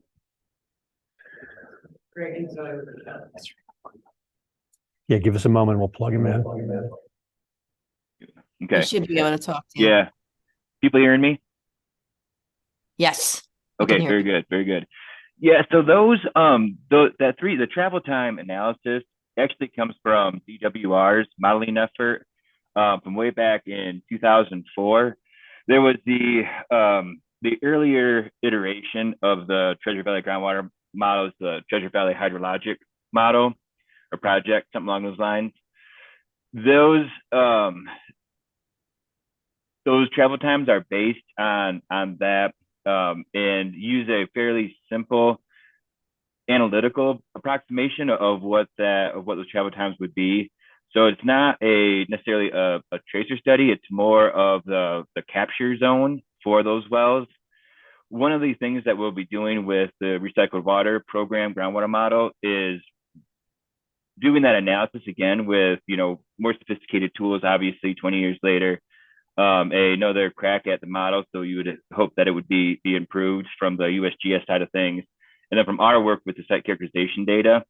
So as the modeling is further developed, we're going to be able to refine those estimates. But for the time being, the information that we had at hand was this publicly sourced data that came from the agencies. So it was the best we had to work with at the time. And what we were really looking for is, the screening levels that we wanted to be able to identify where more preferable locations would be to run a site characterization program to assess for feasible recharge properties.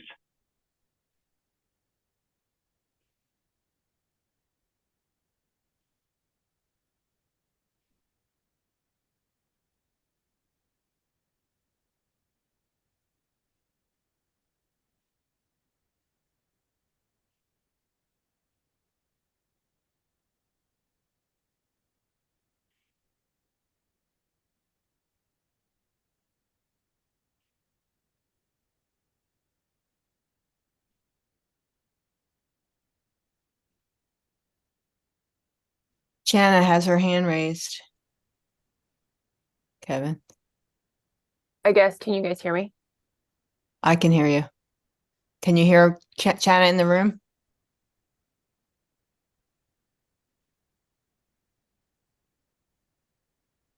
Shanna, can you hear audio from the room? No. I don't hear anything either. David, can you hear audio from the room? Yeah, I can hear. Fine. Yes.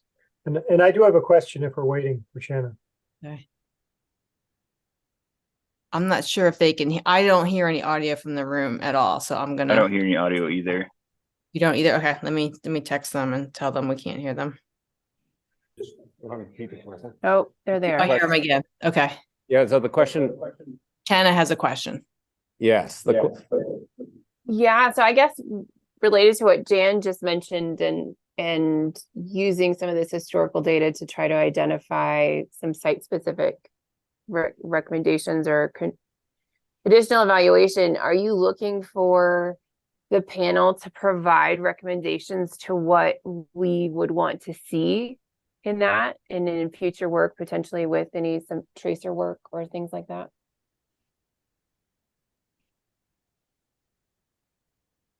Yes, I think it's based off of the travel time, whether it's 3 years, 6 months, a recommendation based off of that. Get Dan's answer. And Yeah. Dan, can you Since now- answer the first question? Yeah, the question to whether we'd be looking Yeah, for okay, yeah. So my recommendation. question was, site criteria. Choosing the sites, one of the criteria you mentioned was that you wanted to have groundwater that was within 100 feet of the surface, I think was what you said. And I just wondered about the criteria for that, because I think it eliminates most of your sites probably, given how high up on the terraces you are there, that it seems like most sites wouldn't qualify for that. But if you were doing injection, it's unclear to me that you should care too much how deep the aquifer is. Yeah. Could I take that? So we weren't looking for water within the first 100 feet. It was groundwater that's deeper than 100 feet. Obviously you need to have sufficient vadose zone if you're infiltrating so that you don't have mounding and in daylight in that water. And as well, if you're injecting too, you're still going to be elevating that groundwater level, groundwater head. And so what we determined what we're going after is finding areas that would be suitable to take on the target flows and make an assessment as to whether they would be reasonable to think that you'd have any surface interactions, either daylighting of the water, interactions with surface water features, and so forth. So what we're looking for is deeper than 100 feet. And what we found at our first 2 wells is that groundwater levels are about 300 with sufficient significant vadose zone capacity.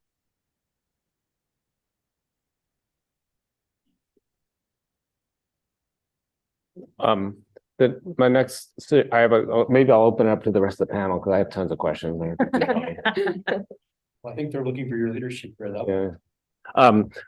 You have anything you want to jump in? Go ahead. Yeah, so I think the other another area that I'd like to hear more about is as I think most of the Brown Caldwell knows this already, but the Treasure Valley has a fairly significant naturally occurring contamination problem, both with respect to arsenic and with respect to uranium.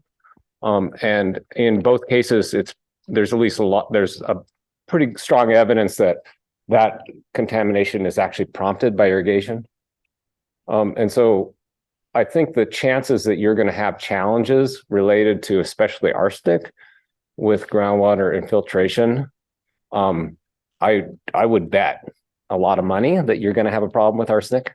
So I think it'd be interesting I think it's worth starting to think about how do you think about that problem?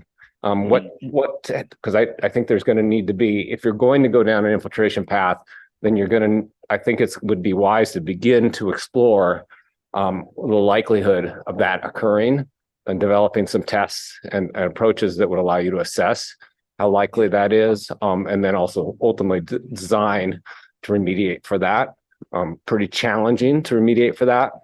And I think that similarly, in the deep aquifer, if you do injection, I think there's at least some plot that's possible that you could have arsenic issues there. You also could have uranium issues. And I think the depth at which you do the injection is going to have pretty big implications with respect to that. If you can get below the redox boundary that's in the aquifer, I think the chances of having uranium problems are much lower.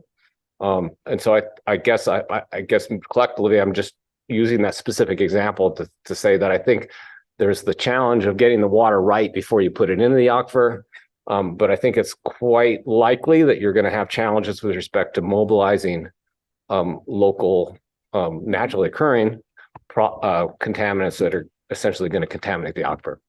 And I think thinking about how you address that, developing a plan. I think if you look at what happened in Orange County, ultimately you're going to have to develop a whole pilot program around that. I think that's a very likely outcome, that you'll get to the point where you go to do your injection and you're going to have a problem, and you're going to have to back up and say, okay, how do we address that? And so it'll sort of have to approach it the same way you have approached the surface water treatment process. You'll have to go out and experiment and say, okay, this might work. Let's try that. And in their case, the conditioning was quite sophisticated.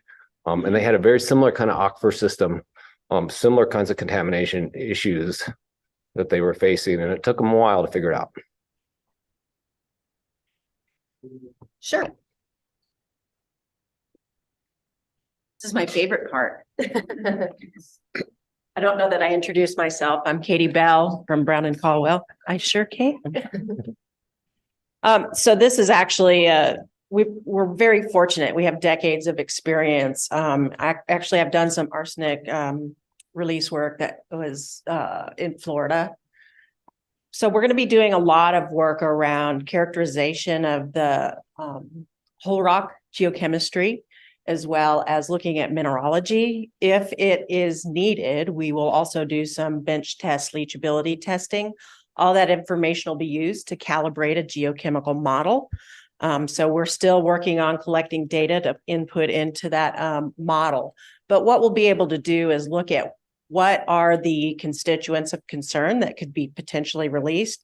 And then that'll help us frame out what are our mitigating measures that we have as opportunities to condition that water prior to injection. So we have a lot of options on the table, but that's actually the center of the work that'll be going on the next year. Yeah, I think that's great. And I know I do know you guys have a lot of experience in this area.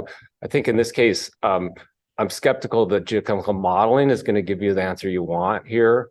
I think you're going to have to do bench scale testing. And it's, we've done some of that here already in the Treasure Valley. And so we know how easy it is to mobilize, especially arsenic especially the shallow sediments are loaded with arsenic, and it doesn't, all you do is add water to them and you suddenly have 100 ppb Redox levels. chemistry is amazing. Yeah. So I think that's and some of that violates some of the basic premises. What happens in the Treasure Valley, I would say, doesn't fit within sort of the typical geochemical framework. So there's lots of arsenic being mobilized in the oxic waters here, which doesn't follow the standard redox kind of approach to that problem. So I think the modeling will not provide you with the data you need. We will dig into that. And I actually would love to see if we can get additional details from you on where your concerns are so that we can make sure we address those. And hey, Sean, this is Dan. It's nice to hear from you again after all these years. I have a couple questions related to water quality and the pilot and your approach there. The first being, you have a couple issues you've identified that the pilot wasn't doing a great job necessarily of addressing, fluoride being one of those, right? And acetone. And your approach seems to be every time you run into an issue of either adding another process to your pilot or modifying one of your existing processes. Is that the city's path forward? And I guess what I'm getting to is there any consideration of, fluoride's very high in the source water. Is there consideration of pre-treatment requirements on what ultimately becomes your source water and addressing those contamination issues in that way versus the city incurring the costs by adding additional treatment? Yeah, and kind of what I was mentioning earlier on the differentiation of policy sort of direction versus treatment. I think the changes in thinking in pilot is really taking the time and putting the account right now to understand what we can do reasonably and then where that limit is. So where is the point where we say, okay, this is reasonable for us with the technology. We anticipate things to achieve the outcomes that we defined. And beyond that, whether it's variability or actual maximum concentration from the end, that would show up more in treatment limitation upstream for discerning, just like we would in our existing goal. Darn it. Okay, thanks, Greg. Thanks, Abby. Just like we would do in our existing scenario where we look at start over. Okay. Cool. I remember exactly what I said. A balance, similar to what I was sharing before. I think with the benefit of having a pilot to test on and tinker with is to understand what could be reasonable for us to do with the equipment that we have and with the treatment train that we ultimately end up with. I think if there start to become measures that we need to do above and beyond, those do become utility sort of scenarios where how are those treatment costs attributed? Or are we pushing that more towards a pretreatment model, like we would at our existing facilities where we're requiring some of that to be done before it comes to us. So with the kind of outputs of the data from the pilot, understanding the variability that we can allow for and the sort of maximums that we could be able to treat within the kind of ultimately defined treatment train. Thank you. I have one somewhat similar question, and that is just the water quality from the pilot is excellent, based on what you've done so far. How does that compare to the city's potable water quality? And if you're delivering this extremely high quality water to industries, for example, is that better quality water that they're getting at the city's cost versus what would otherwise come in the potable system? Thank you for that question. I don't know that we've done that data comparison of the two. I think, part of the approach is certainly if we're going into the groundwater and hearing that there are concerns there, but that the expectation, as Royce talked about earlier, is this high quality. I think especially considering the source of any recycled water program, that there may be that expectation of it being different if we're going to put this to a use than the potable water quality. But I think to the drinking water bar chart that we have, I mean, we've got the one kind of outlier there that we're not meeting, but certainly our drinking water provider is meeting the water quality standards. So I would say there's probably equivalency there. That's a little bit off the cuff because we haven't done that direct comparison. Thank you. Alice, any other questions on the water quality piece? So are you confident that you've captured the whole universe of contaminants? A lot of the approaches that you took are based off of what's typically found in drinking water sources, like the regulations, like we regulate based on things we might expect to find. But in a situation like yours, where it's almost entirely, or it is entirely industrial, that might not capture those things that might show up in those streams. So one, do you feel confident that you've captured all that? And two, how much control do you have over what's coming in? Do you know all the chemicals that are coming in from those plants ahead of time, as opposed to looking at it, trying to find what's coming in? Yeah, I think as far as the list of the 680, so, obviously we use the drinking water standards, but we also did it off of the industry and what we expected to see is where a lot of those constituents came from. So I feel like at least to my knowledge, we've done a pretty good job of trying to identify what's coming in. And as far as, the city or anybody controlling what's coming to us, I like my opinion, other than the pretreatment, things like that, through those utility networks to control what's coming in, but that'd be the only option, I think. Add to that. Yeah, I think, and I might pitch that question back to the panel to give us some guidance or ask for some guidance on, but I think the other piece of the pilot, because certainly I think that question is hard to answer. Yes, certainly too. I think we've done, I've done the best with the information that we have and to balance the cost of that kind of increased analysis. I think part of it is that we're likely not to ever be ahead of chemical manufacturing either, like just the new chemicals that are added into the market. And so there will be an amount for any water utility we're chasing that a bit. And so part of it with the treatment technology and unit process performance is, can we identify an expected performance for each of those unit processes for classes of chemicals? And if we can expect, different types of chemicals to be removed effectively across those, and we have the controls in place that we know that those are performing well, can we then say, because we'll also be lagging the labs. I mean, you all saw the data that we're sharing. We're lagging lab quality data by months. And so can we attribute the performance of the pilot, and if it's performing well, those classes of chemicals can be assumed to be removed. So I think it's a little bit of both. We've tried to cast a very wide net across some known regulated constituents, and then the unregulated constituents that are in line with the work that we're doing. Certainly there may be something that we've not captured in this, but hopefully what we have captured is those different classes of chemicals and their removal performance. It doesn't look like there's pathogen requirements. So your intent is to separate out the sanitary part out completely, but there's always potential for cross connection or something to happen. So how do you plan to handle that from the pathogen side in terms of treatment criteria, and then demonstrating that if there was some kind of cross connection that you'd be removing pathogens? Aaron?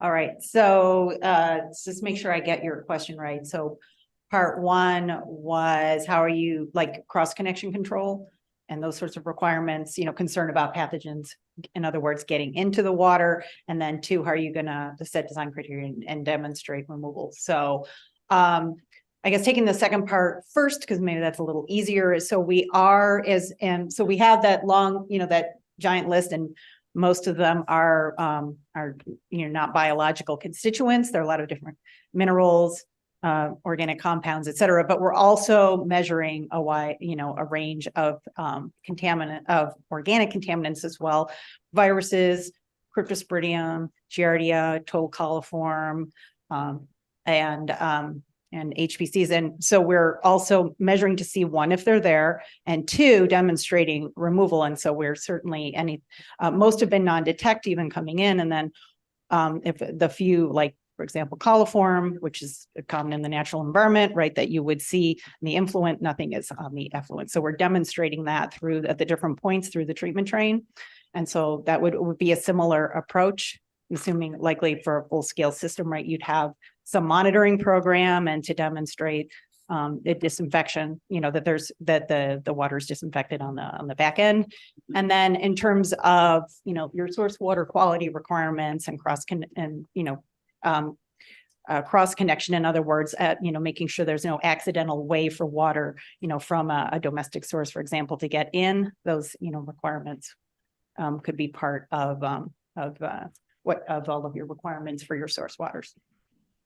So there's not an intent to have like a pathogen LRV target like you might have in California or Colorado, or something like a 12-10-10 type framework?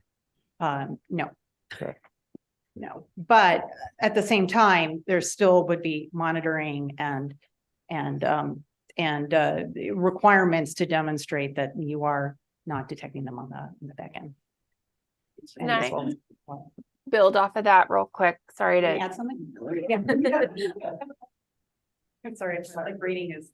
There's two other pieces, Dan, that will be added into the program, and Aaron and I are actually working on scoping that out right now. One is on quantitative relative chemical assessment, and then also quantitative microbial risk assessment can be added onto that, so that we can look at a stochastic based risk model to assess sort of a range of conditions that of input source water and what we see on the back end. So that's work that we've already been digging into. So that's work that's coming your way, and we'll be looking at the work you've published there too.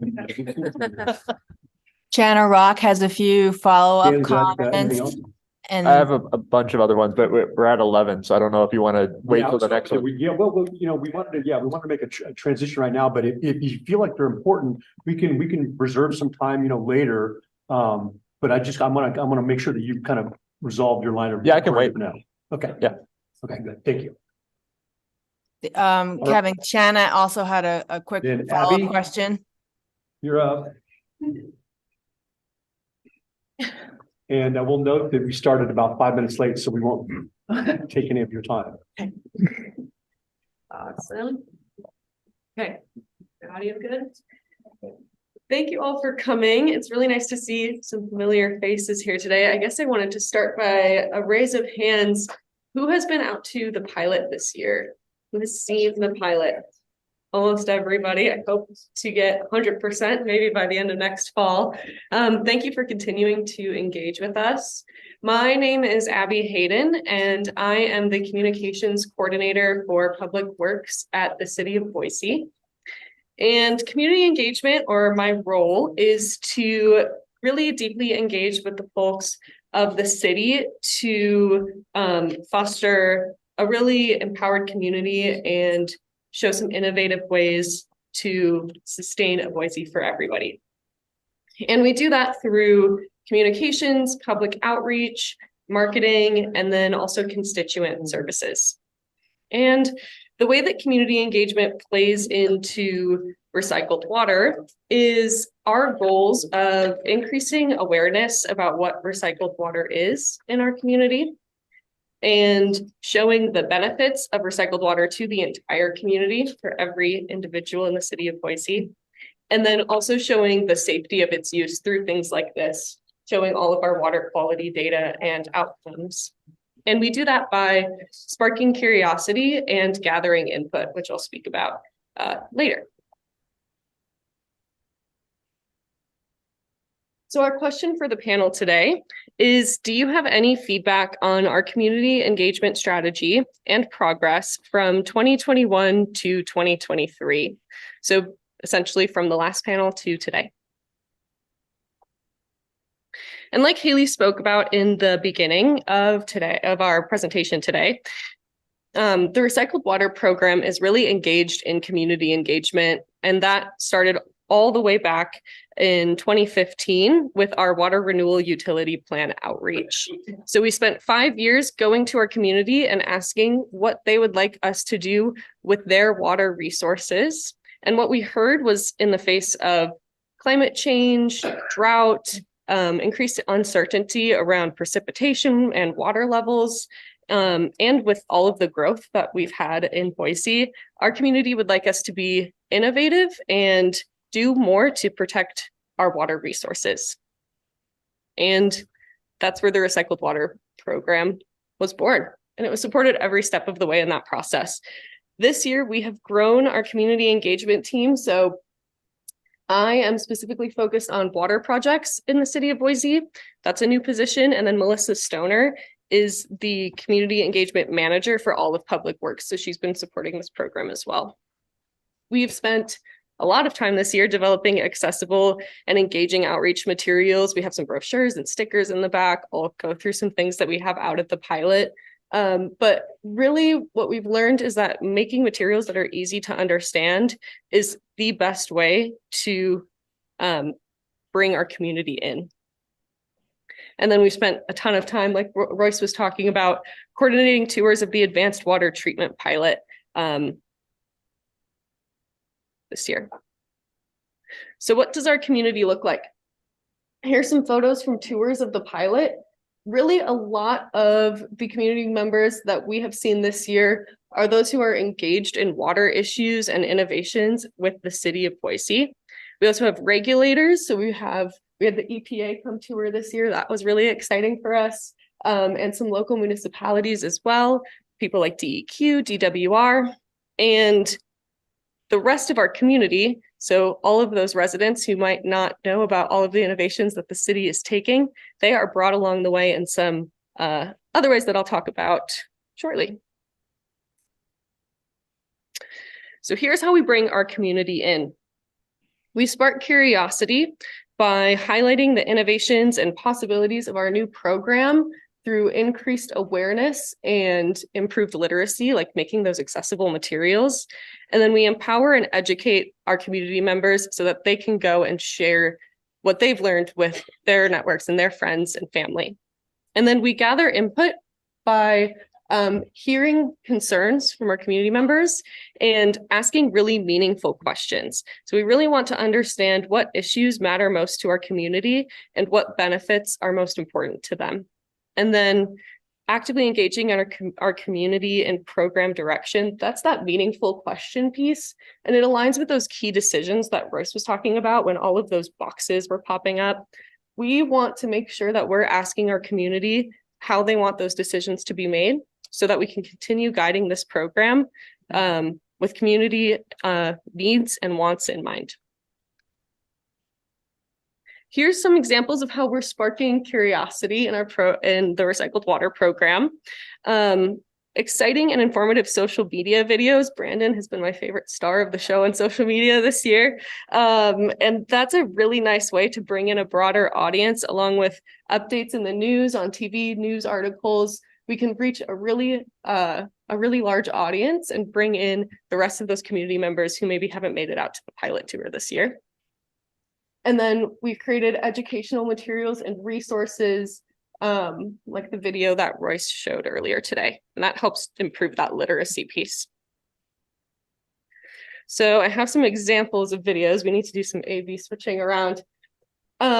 These are some social videos that we posted this year. I'm going to play the one on the left first, and that video we used trending audio and format to get a really quick message across about what our recycled water program is doing. And as you can see with our likes and our comments, that video did really well and reached a really large audience, sparking a little bit of interest in the program so that maybe they can dig a little bit deeper. Ready to go?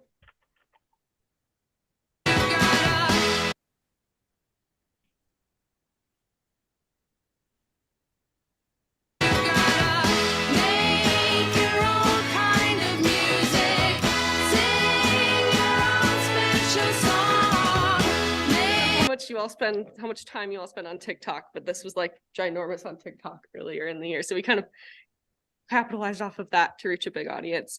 And then on the right side here, we have Haley talking about some more details of the recycled water program and the pilot. And this is for like the community members that maybe you see that trend video, and then we can follow it up with some content that offers a little bit more detail for those who are interested in learning a little bit more. 2016, the city embarked on a long-term strategic plan for water renewal. Through this process, we came to the community several times to ask for feedback on how we could best use this water resource.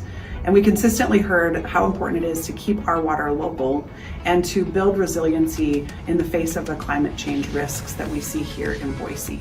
Because of those reasons, we've started a recycled water program to do just that, to create a local, resilient water supply to help our community into the future. Since the advanced water treatment pilot opened this past spring, we've treated more than 1.7 million gallons of industrial water. That averages out to 42 gallons, or 1 bathtub of water every minute.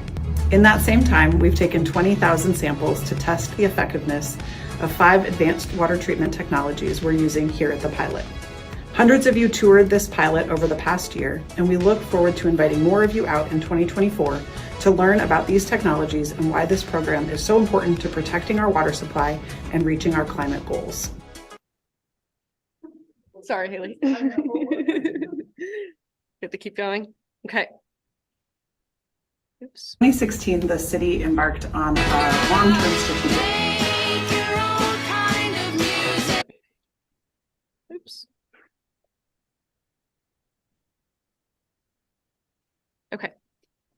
And then the other piece that we've been talking about a ton today of sparking curiosity is through tours of the advanced water treatment pilot. And we've targeted a really diverse group of both community members and major stakeholders.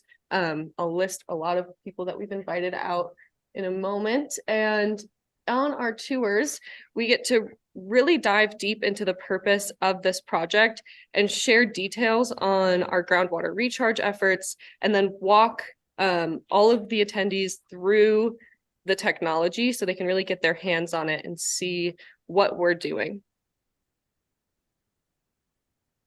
Okay, so here's a view of the outside of the trailers and the way that the pilot looks on site. You can kind of see it here with Haley. We have these 3 really big trailers that are holding every piece of technology that Roy spoke about today. And we do kind of a background, and then we walk tour groups through each trailer so that they can really get their hands on the pieces of technology and see all of the work that we are doing to make sure that we're really cleaning this water to a really high level. And we've had more than 50 tours this year with over 400 attendees. The pilot will be running through fall of next year. So we'll continue tours after winter when it warms up a little bit more. Here is the list of, or a partial list, I think, of all of the people who have been invited out to tour the pilot with us this year. So we have local environmental groups, really people who are interested in sustainability, conservation, and water quality. We have Boise community groups, which offer a really diverse voice for our community where we can hear input and ask questions. And then in this long column on the right, we can have we have a lot of those local municipalities that we saw earlier, and then some regulators, possible customers for the future, and other people who are invested in water in Boise. And then here are some examples of the materials that we have out at the pilot and in the community. Right on the left here, that Keep Water Local Idaho icon, that is, we use that on a sticker that we hand out at events and also at the pilot. We have some in the back of the room here, and that directs anyone who picks it up to our website where they can learn a little bit more about how we're keeping water local through the recycled water program. And then next to the sticker, we have the front and back side of a brochure that we made this year.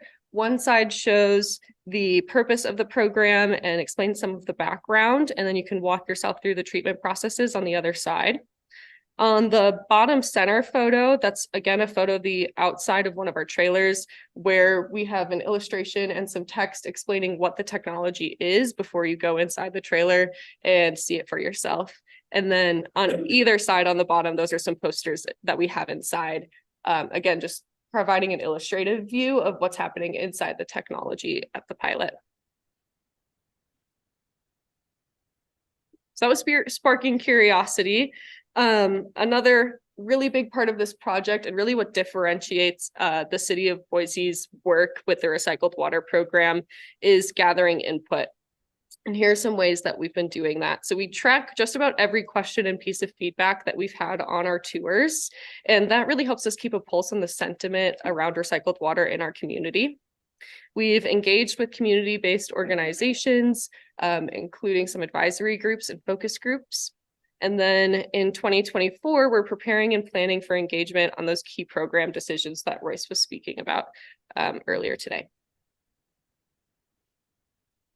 In 2022, so a couple of months after the first panel, we hosted 4 focus groups at local libraries in Boise with a variety of different community groups and community members. We hosted a Spanish-speaking only focus group, and we held all of them at different times, either during the workday, after the workday, and offered some financial incentives to really get a good pulse on our community and have a great turnout. I think we had over 50 attendees for these focus groups. And we were asking 3 key questions from our community. One was about our plans to build a facility and start producing purified recycled water by 2029. We asked about our source water. Were they comfortable with us collecting water from industry? Did they want us to collect from another source?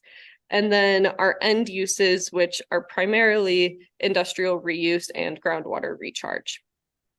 And we heard support from all of our plans on these issues or on these questions. Another huge piece of input that came out of these focus groups was informing the terminology that we use in our materials and on tours. One of the biggest pieces was learning that the word aquifer does not translate well to Spanish speakers. And so we transitioned to using the word groundwater, and we use the word groundwater internally across all of our materials and on tours to make sure that they're accessible. And the other piece of terminology that came out of these focus groups was the word purified. Heard from our community that they wanted us to create purified water and use the word purified, but they wanted us to earn it and show that we really are making pure water. And these focus groups helped us understand the issues and the benefits that are really important to our community, like water sustainability and preparing for the future. In 2024, we are going to continue tours of the pilot. It'll be running through fall, like I said before. So we'll keep on trucking through with those tours and open houses. We will continue to engage with community groups and neighborhood associations, and I'm really looking forward to doing that in new ways like going to places where they are already meeting and living and working to find new ways to meet new people and show them all of the work that we've been doing. We plan to do more media outreach, and that includes news, media, TV, radio, to reach a really broad audience. And then social media campaigns. We have like the most amazing social media manager, so we lean on her a lot to help us find those trends to reach a really broad audience. The Public Works Commission is a body appointed by the mayor. And this year we're trying something new with them where they deep dive on a topic. So we're going to present to them, show them all of the work that we've been doing, give them a lot of background, and then use them as a focus group to reflect the voices of our community at those key decision points, along with potentially a community advisory group to help us with those key decision points in 2024. And then we are finalizing a community or a communications plan that's going to lay all of this out so that we have all of our work in place, all of our ducks in a row. That should be finalized before the end of the year. And that will help us plan from now all the way through 2029. And this slide is just showing that all of the stakeholder and community input is really part of the activities, studies, and analysis that has to go into these key decisions. And a key area of input that we're looking for is trade-offs around water quality and cost. So how much does our community want us to treat this water, to what level, and what cost are they comfortable with? That'll lead into these key decisions around how well we're going to treat the water and what levels we're going to treat the water to. And then we can start the work and start implementing our water treatment site and facilities.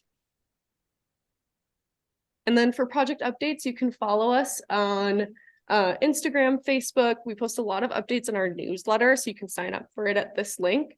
And then if you're interested in touring the pilot, you can talk to Zoe or email her later, and we can set up a tour. And then this QR code with questions, that'll be running through the end of the day today. I think it closes at 5 o'clock. So if you have questions later, you can submit those and they'll go into our final report that'll come out in 2024. That's all I have. Thank you, Abby. Good job. Panel, some questions. Yes, great presentation, great work. I have a couple questions. First, how do people find out about your tours? How are they signing up for you all? So a lot of the advertisement for the tours was through these channels, through kind of our internal social media and e-newsletter channels. It was also on the radio, so it was promoted on NPR, and we had a really great turnout and sign up from that. Do you like set dates or okay? Yep, we set dates and then we have open houses. So we had 3 this year. They were all after work hours and one was on a Saturday. Great. And then, you mentioned at the end, you were talking about asking the community trade-off between cost and water quality. When you had the focus groups and you brought up, the benefits of the program and issues, concerns, were costs raised as was that raised as a concern? I think I'll pass that to Haley since she was there. Not specifically. I think we heard so much more about the value of investing in water resilience and just broad water topics kind of across the board.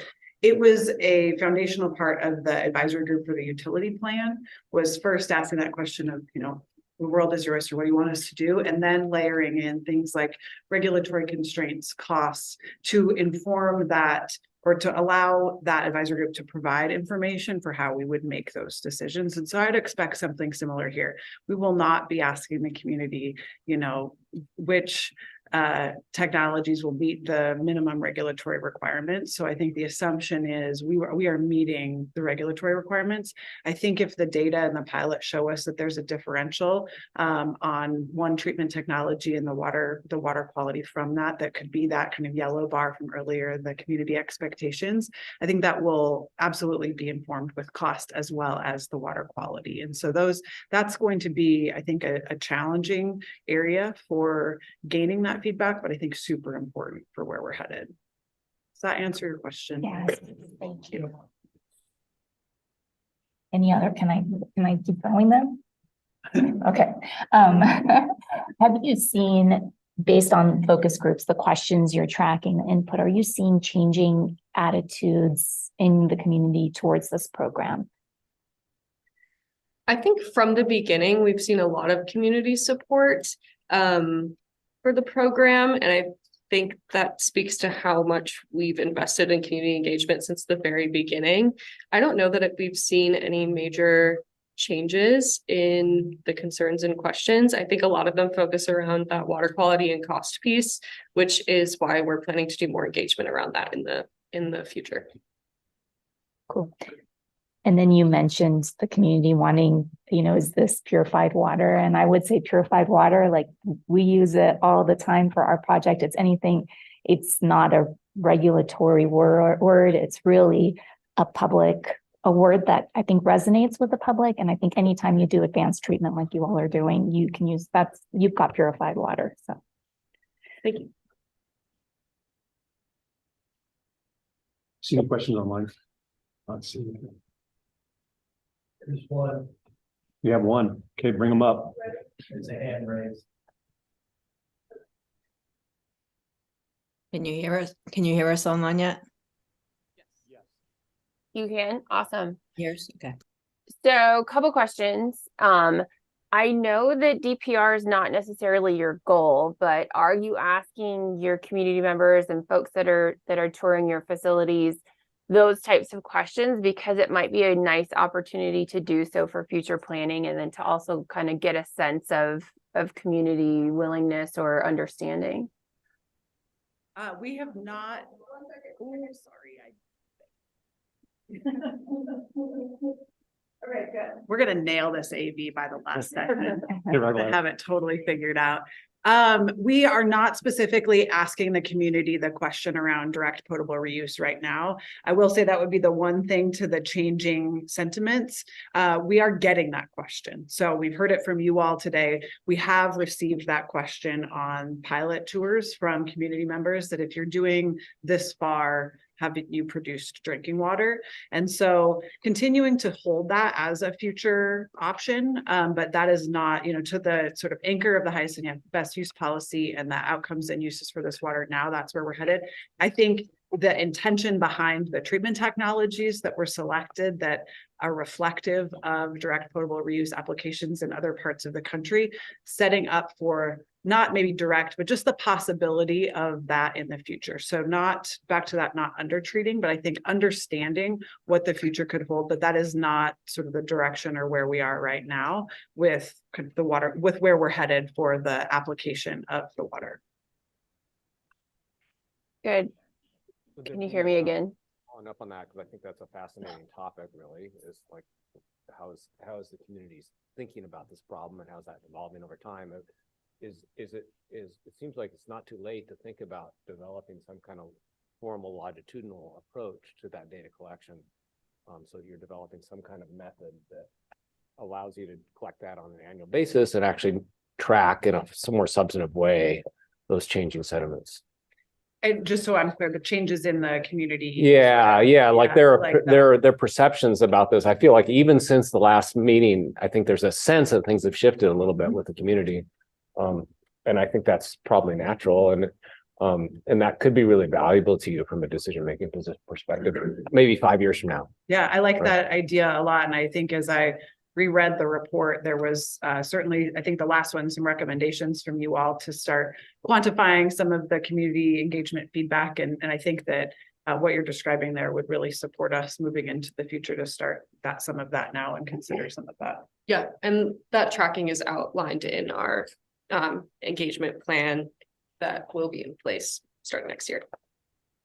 Just one follow-up comment on that. I think it may be beneficial to put together what the barriers are for you all in the future to considering DPR and documenting those and thinking about what the fatal flaws for DPR may or may not be it the relationship between the city and the drinking water provider or community concerns, technical issues. But getting those barriers outlined and documented is probably not a bad approach. Like that. I want to go back to our experts online real quick. Shannon, did you have any follow-up or additional questions? Yeah, I did. Can you guys hear me? Yes. Yep. Okay. So agree with everything that was just said, right? It's like you're taking the effort to go through getting folks in the door, adding additional education, tracking their behavior change. if there's any possibility of in the future that you're going to do DPR, I'd suggest throw those questions in there, right? It doesn't have to be the focus, but it's an opportunity to gauge current level of understanding and then kind of visualize and be able to have data to track into the future. The other thing I was going to ask is, do you have a sense and from your questions, and it'd be great if you guys shared your questions with us if I missed them, but do you get a sense that your community members and folks that have gone through the tour understand the connectivity between groundwater and drinking water supplies? Because if you're, again, right, your potential option is groundwater recharge. Are they fully understanding that? Or are they just saying, yep, groundwater is great. It's something that's far away and distant and not connected to me, versus something that's kind of more personal, right? Yeah, I would. Okay. I would say that they do understand the connection between groundwater and drinking water. And I think a big part of the education campaign around recycled water has just been a general education campaign about where your water comes from, where it goes, how it's used, which has been really exciting and fascinating. But I would say that connection is pretty well understood.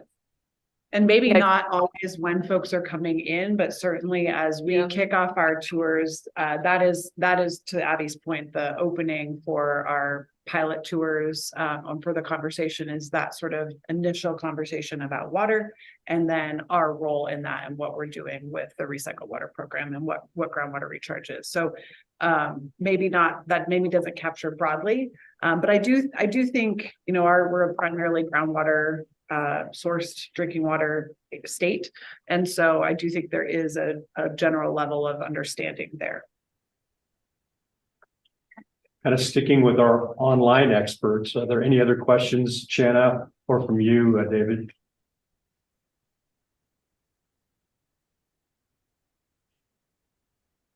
Sorry, nothing from me on this topic. I do want to, if I could, follow up on some of the piloting work, but I think we'll talk about that later. Have a full 30 minutes.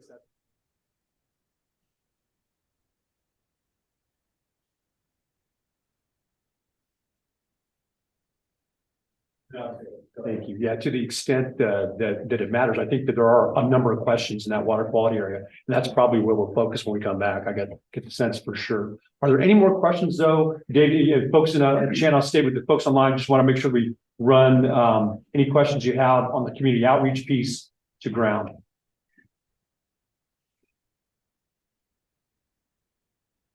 Can I ask one last Not hearing question? anything. Absolutely.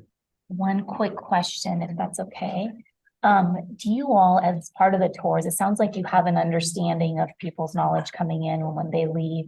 Is that just by having small groups and having those conversations with them, or do you do like a pre and post test where you have, again, quantitative data about that? So the pre and post surveys is something that we've spoken about. We haven't implemented that yet, but all of our tour groups are pretty intimate, like less than 10 people, usually somewhere around 5. So we get really in-depth conversation with the audience the entire way through. Great, thank you. Anything else? Well, I think we've come to a good time for a break. We've got some work to do to think about the public questions piece that'll come next. So Shanna and Dave, if I could ask you to maybe stay online and we can huddle with the project team and the experts here. So we'll prepare for the next piece, which will be to answer a few of the questions that have been posed by the public. And then we'll get into the last series of expert questions, which I'm sure we'll deal with all the items from today, but I know the water quality has a little bit of a focus right now, and rightfully so. You're getting into the wheelhouse, these experts, and they want to talk about it. So this is good development. I appreciate it. Let's go to break. It's 11:35. We'll come back on. Let's say we come back on at 11:45. I think that'll be enough time for us. Would you like a little more time for engagement? 11:45 or 11:50. Okay, so we'll come back at 11:50. Thank you so much. Okay, we want to bring back everybody, get back together, kind of finish our morning off. It's been a really productive morning.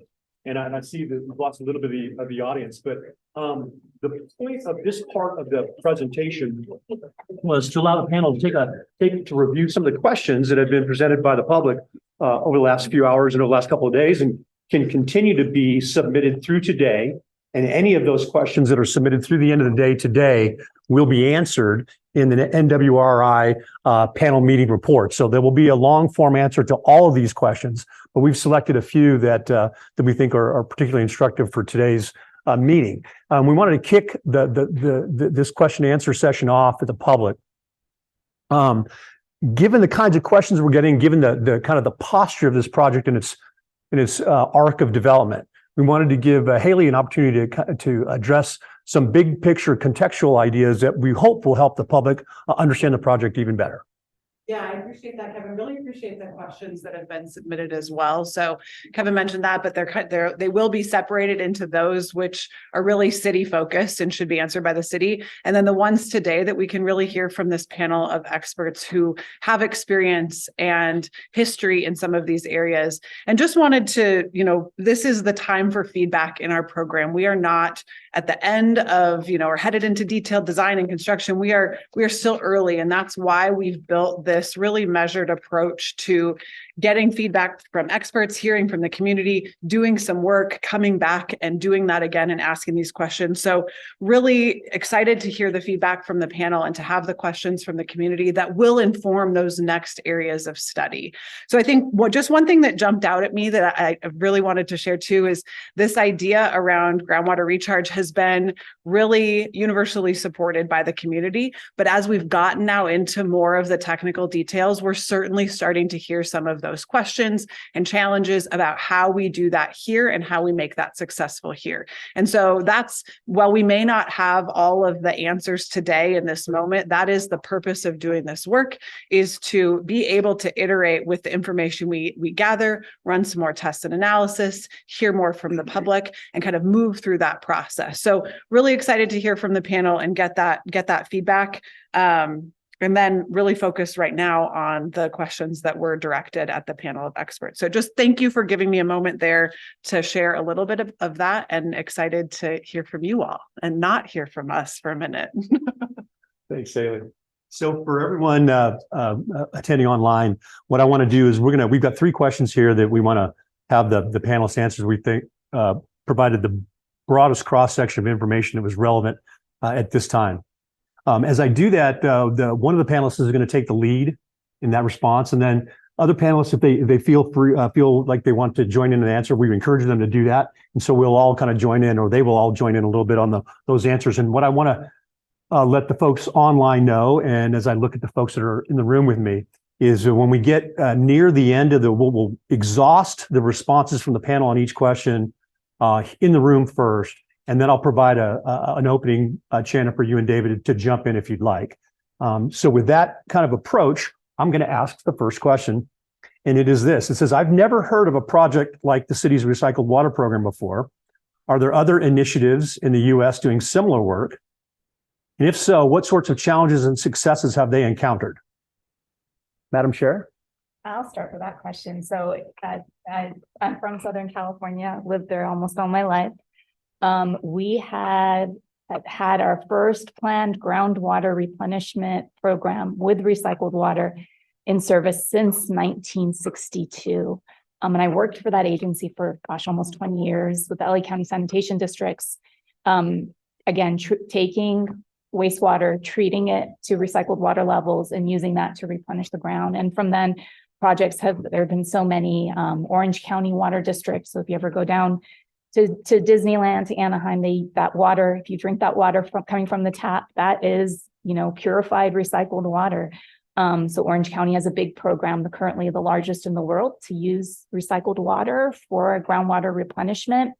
And there's so many other projects in California that are online or coming online soon. So I would say in the next 10 years, really anywhere you live in Southern California, recycled water will be part of your water supply, and most of that coming through groundwater replenishment and using a very similar, at Metropolitan Water District where I work, we're looking at a very similar purification process that the city of Boise is considering too. So this is proven, this is done, it's been done for decades. It's great because it's a climate resilient supply of water, rain or shine, you've got it. So yeah, this is not anything novel. It's novel to this area, but it has been proven in other places. And I would love to call on my panel members to share their stories too, if where water is being used. I'll jump in and say, even in Nevada, we have some exciting projects under development. The benchmark for Nevada would be Reno, which is going to be putting water back into the ground, taking advanced treated recycled water, injecting or infiltrating the treated water to replenish the groundwater supply. And then outside of Nevada, there's been projects in Texas and Virginia. Arizona has been doing it for decades as well. So there's a lot of experience that Boise and then eventually us in Nevada, we can leverage that experience and those success stories.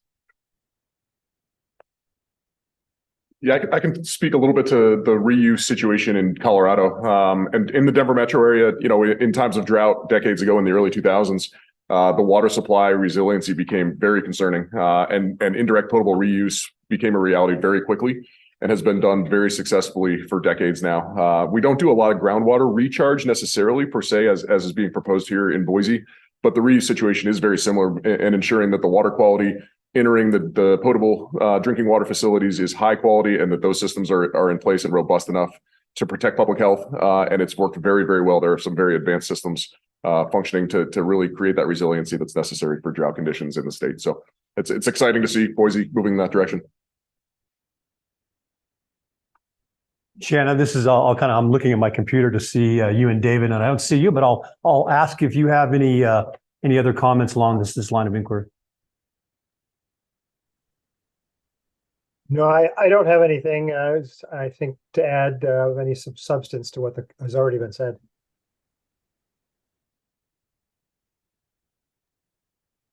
I'm good for now, thanks. Thank you. What I would add too, just from NWR's perspective, is that we see the same challenges and issues in every community as they address these issues. Every groundwater recharge project has an issue with mobilization. What that does is provides a framework for disciplined decision-making by utilities to address the specific issues that are relevant in that community.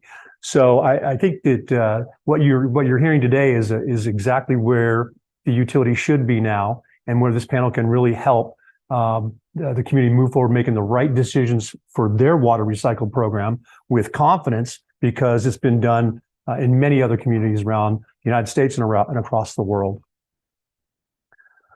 Let's move to the second question, and that is that what is the modeled flow rate and long-term extent of flow, and how was this determined at the recharge sites? And there's a related question in the answer, in that even clean water can mobilize contaminants in an aquifer or a groundwater. So how will the city ensure this doesn't happen? And I'm gonna throw this question to Sean. Yeah, these are both great questions. I think and we don't yet have the answers to those questions, because the process by which we determine answer those questions requires a bunch of work, and that work is just beginning. And the city is partnered with Brown and Caldwell, who are world experts in responding to that kind of a question. And over the next year, I think we'll have probably within 12 months, we'll have at least the beginnings of answers to those questions. And clearly, those kinds of questions have to be answered before the project will move forward. Any other responses, Dan, anybody? Dave, Shanna, online? No, nothing for me. Appreciate it. And here is even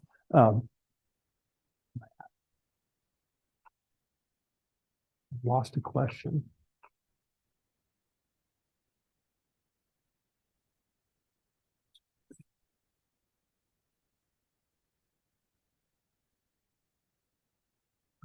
That's that one, right? Yeah. I was surprised to hear that the current plan to treat RO brine is to send it back to the standard treatments that are not designed to remove many of those problematic contaminants. So these will end up in the river or other reuse purposes. It seems like we're taking a big step backward, redistribution of difficult to remove contaminants. How does this, how can the panel speak to the appropriateness of where the project's posture now? Liam? I think it's a really good question. And I think earlier in the discussion today, I think it's something that the city and Brown and Caldwell are already working on. If you look at the treatment train in the pilot system, the granular media contactors are already looking at some of the residual management and how things like PFAS could be removed from those residuals before they re-enter the sanitary system. I think that going forward it depends on which contaminant you're looking at and where the appropriate location is to remove, concentrate, crystallize, whatever it may be, that contaminant. And so the work that the city's planning to do in the next phase of their pilot program, residuals analysis, and looking at that in terms of efficiencies and not just, impacts potentially on the downstream wastewater treatment facilities, but also ultimately river discharge from those facilities and how their upcycling could occur of these different contaminants, I think is a really great question. I think, and I know that the city and Brown and Caldwell are already looking at this and plan to continue looking at this in phase 2 of the pilot system. Thank you. Anyone else? Anyone online have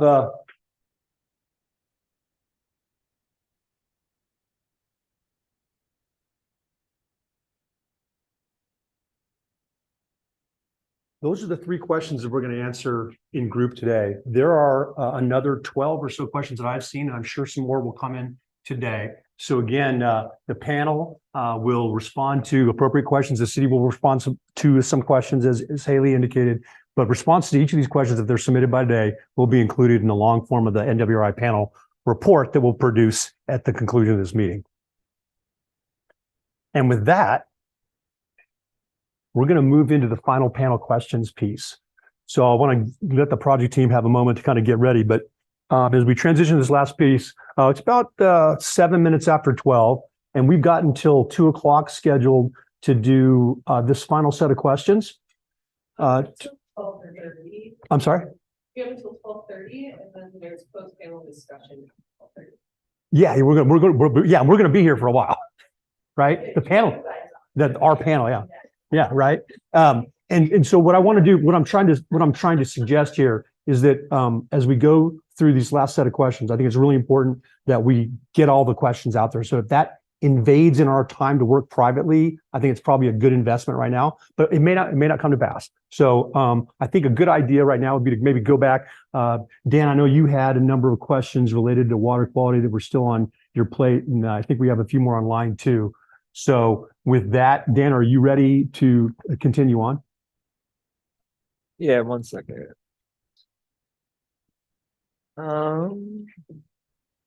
So related to the media filtration, like GAC, for example, you've looked at it in terms of treating the concentrate. You're considering looking at treating the full flow with GAC or the Filtrazorb.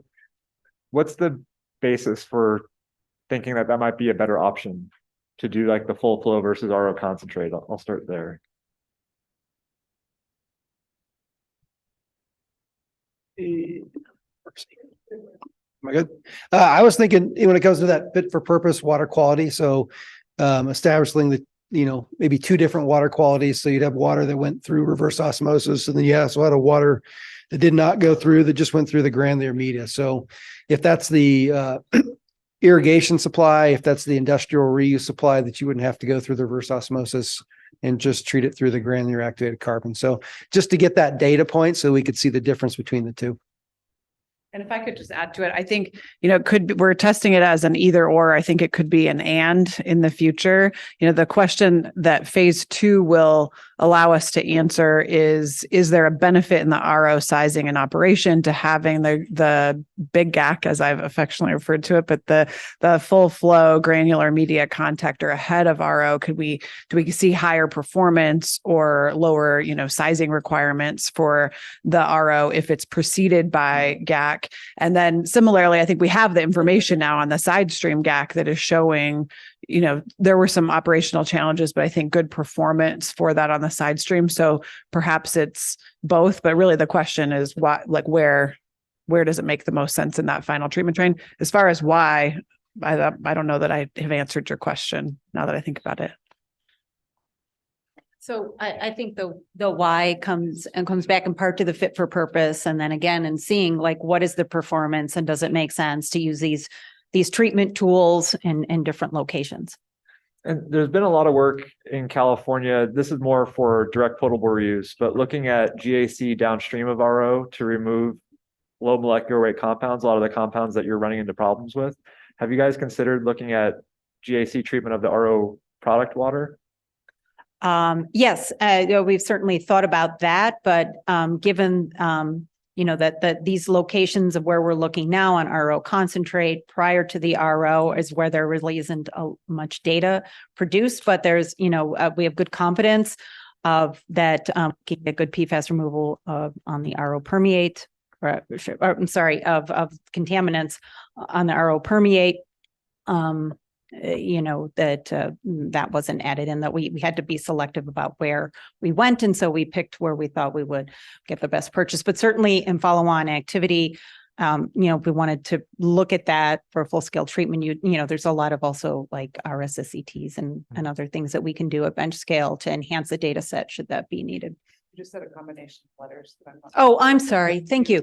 So yeah, I apologize. So basically, RSSCT is rapid small scale column test. And so it's essentially, it's another a granular media, right, is a container with the granule media in it and the water flows over it. So when we do it at bench scale, we simply basically make a scale down version of that, where you have a column and you have the RO permeate or whatever water sample you want to test, and you do the exact same thing. You pour the water over it and let the absorptive process work on it and measure what comes out the effluent. So we can, do those tests, further treatability tests to assess efficacy, and another location should that be warranted.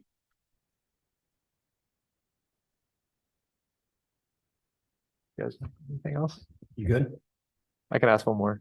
Yeah, we got all the time you need. Yeah. Okay, so on the GAC work that you guys have done already, I didn't see any data related to that, but it said that it was effective. So how are you evaluating that process and how it's working on the RO concentrate right now?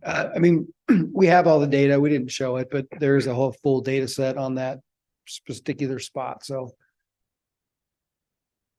like in terms of bed life, or what are you seeing? Yeah, so we're measuring we're measuring that the concentration at the effluent, and we haven't seen any breakthrough yet.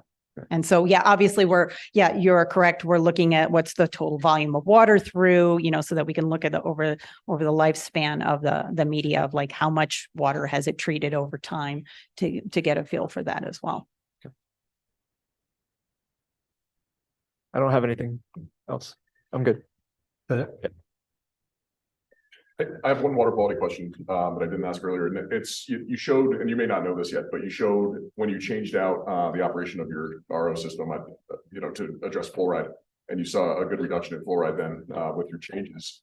Did you note any increase in the other contaminants because of that change, or do you have that information yet? No, we didn't notice anything, at least from when I've looked at it. So. Okay, the performance was just like the chloride and different things, they're the same. Great, thank you.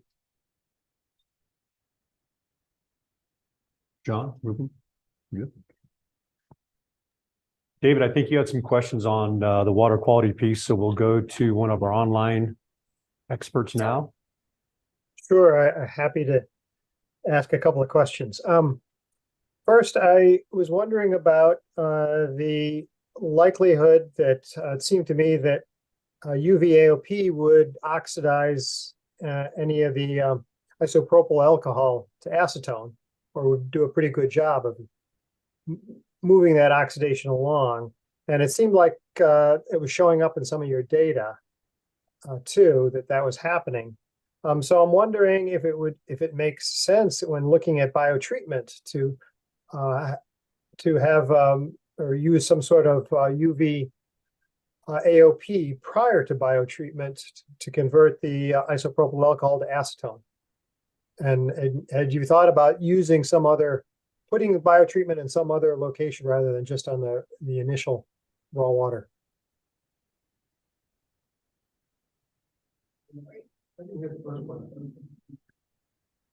Hey, David, I think that we were still transitioning into the room sorry. being able to hear your question. So maybe just kind of get the first part. Okay. We heard the last part. We just didn't hear the first Okay, part. So my suspicion is, and I think your data show that the UV AOP oxidizes isopropyl alcohol to acetone. So would it make sense to look at biotreatment downstream of some sort of UV AOP? So that you're only treating acetone, you're not having to deal with some of the problems with isopropyl alcohol.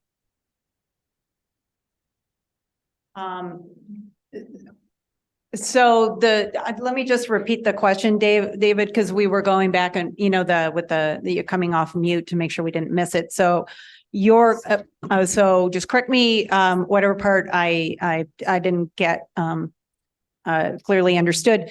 So your question is, why not consider, or have you considered moving where you do biological treatment, of adding, advanced oxidation treatment beforehand to create acetone to, make it easier to just treat that and not have other constituents that Yes. you're also targeting?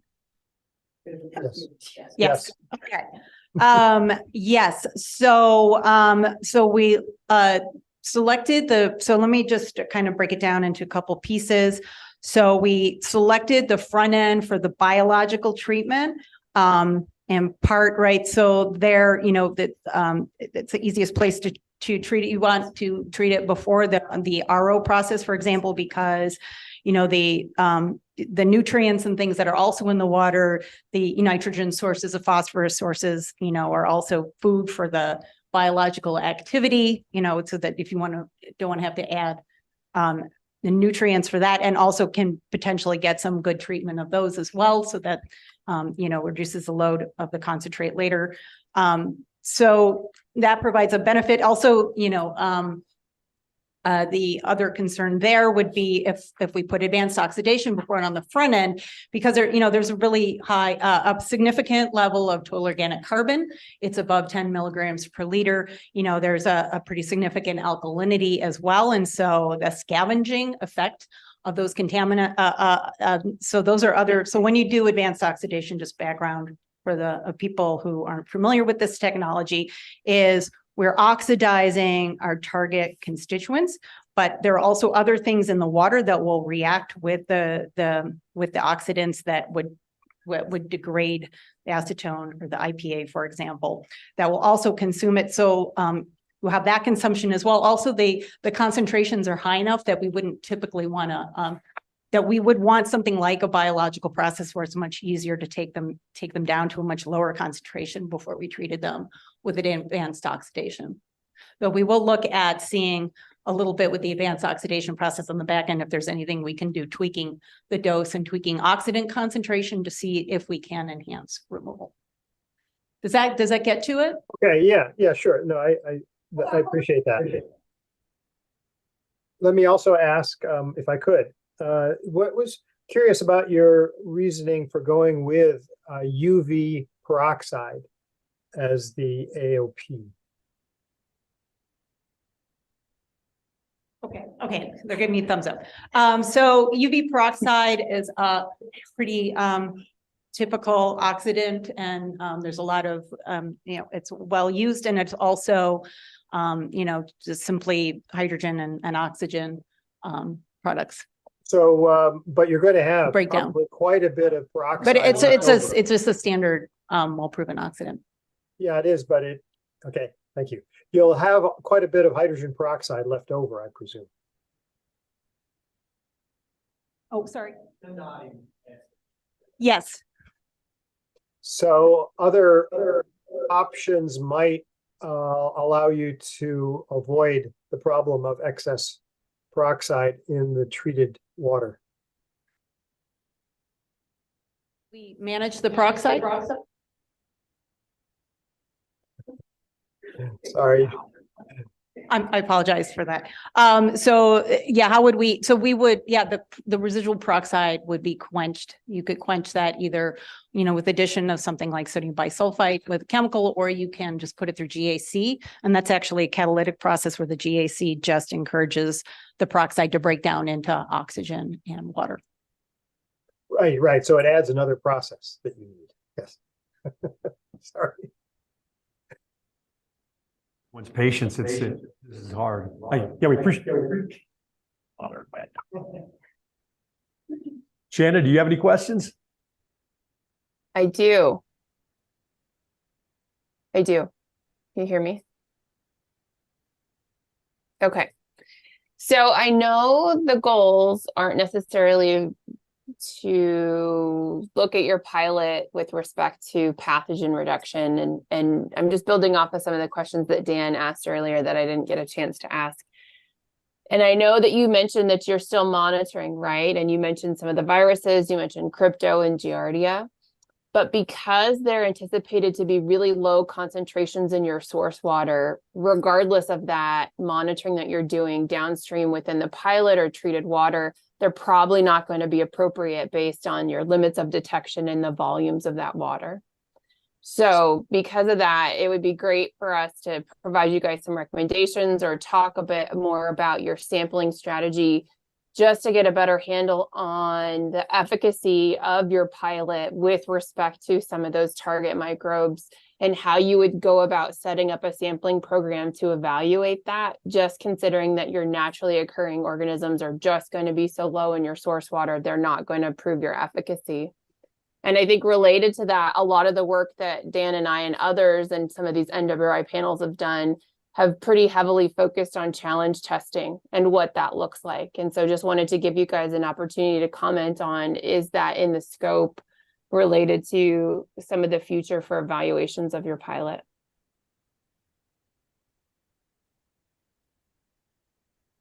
Okay, thumbs up.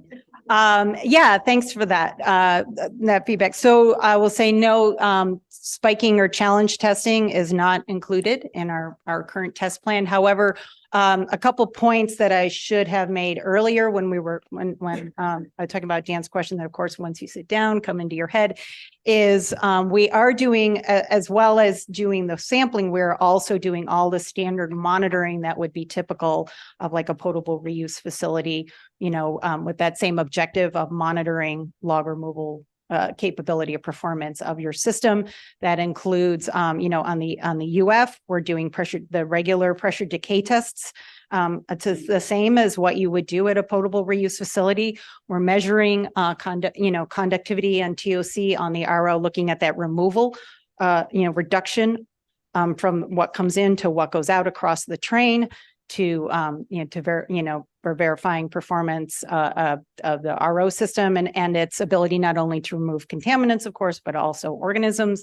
And with the UV system, we're monitoring, we have UV sensors, UVT, we're monitoring UV dose delivery, and we're operating at a UV dose for the advanced oxidation that is well above what is required for 6 log removal of these pathogens. And just for those who aren't familiar, who work in this business, right, 6 log is 6.9, so that's 99.9999% removal. So we are monitoring through the train, the performance to document that with using all those same monitoring systems that are used in potable reuse to demonstrate high log removal capability, should they actually be there.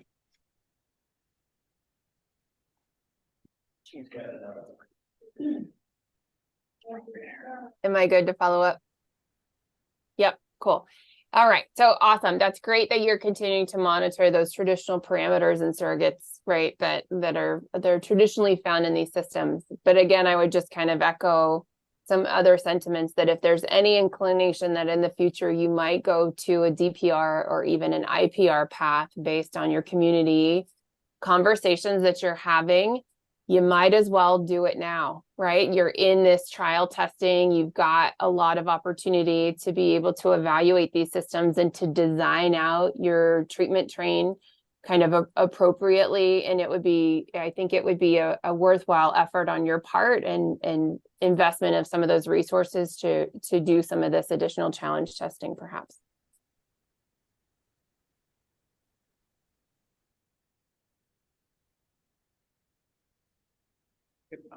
Yep. Thank you. Okay, panelists, I'm looking down to see if we have any more questions on water quality or any other of the subjects that we've covered on today's meeting.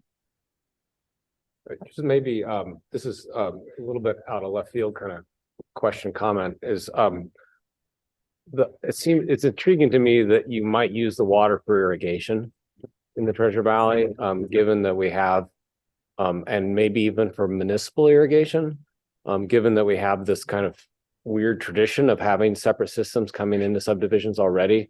We're sort of set up to do that in a way that we maybe aren't in other municipalities.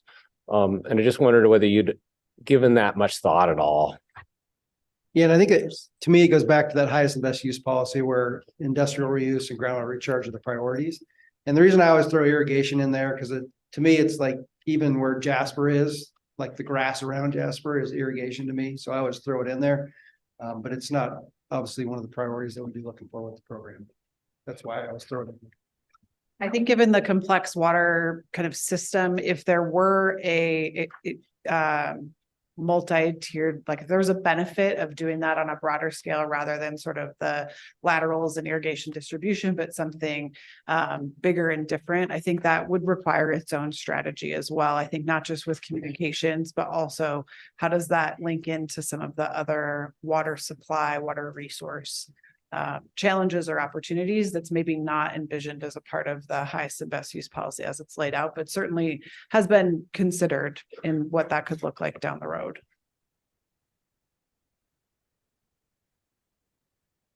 Any other questions? Another contaminant that's caused a problem in some of the recent California work is formaldehyde. Did you guys monitor formaldehyde at all as part of the sampling plan? Yeah. And you didn't see any? No. Okay. Yes and no. Follow up. Okay. Go back and data. Okay.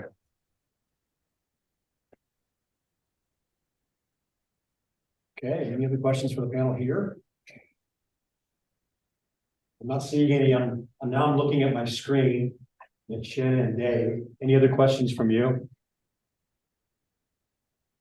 All right, thank you so much for your patience online. Well, I really appreciate that we've gotten this far and we're relatively on time. Congratulations.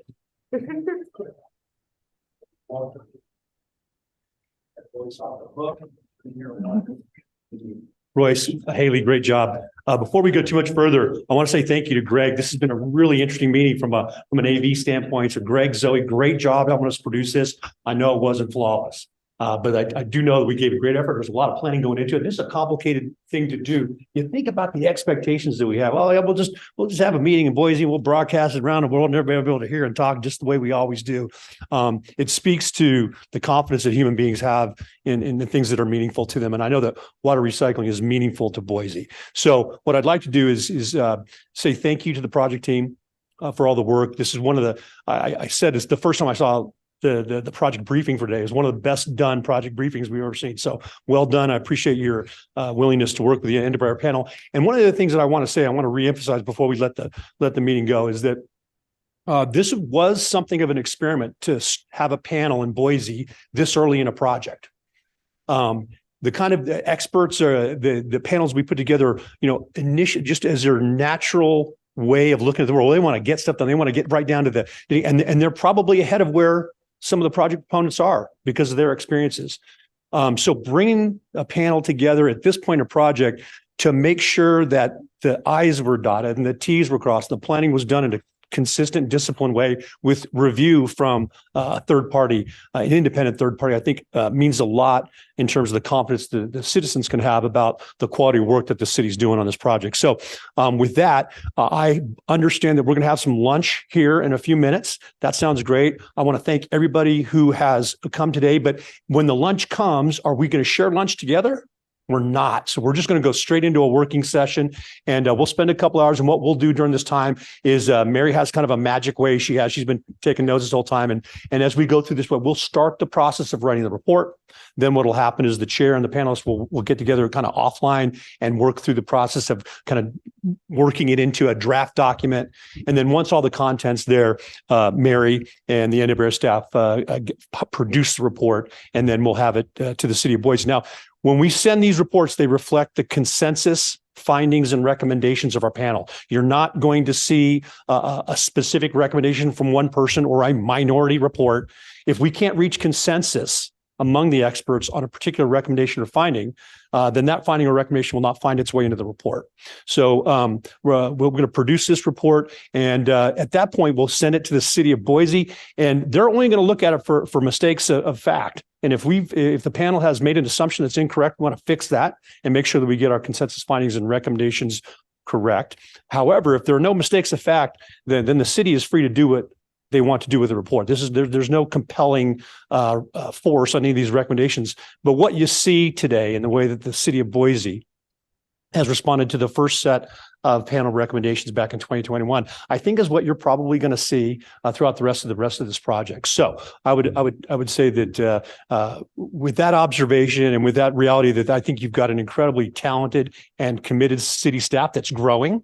I'd like to say thank you for the opportunity for having NWR to be able to assist the city of Boise. And with that, we'll say thank you and good day.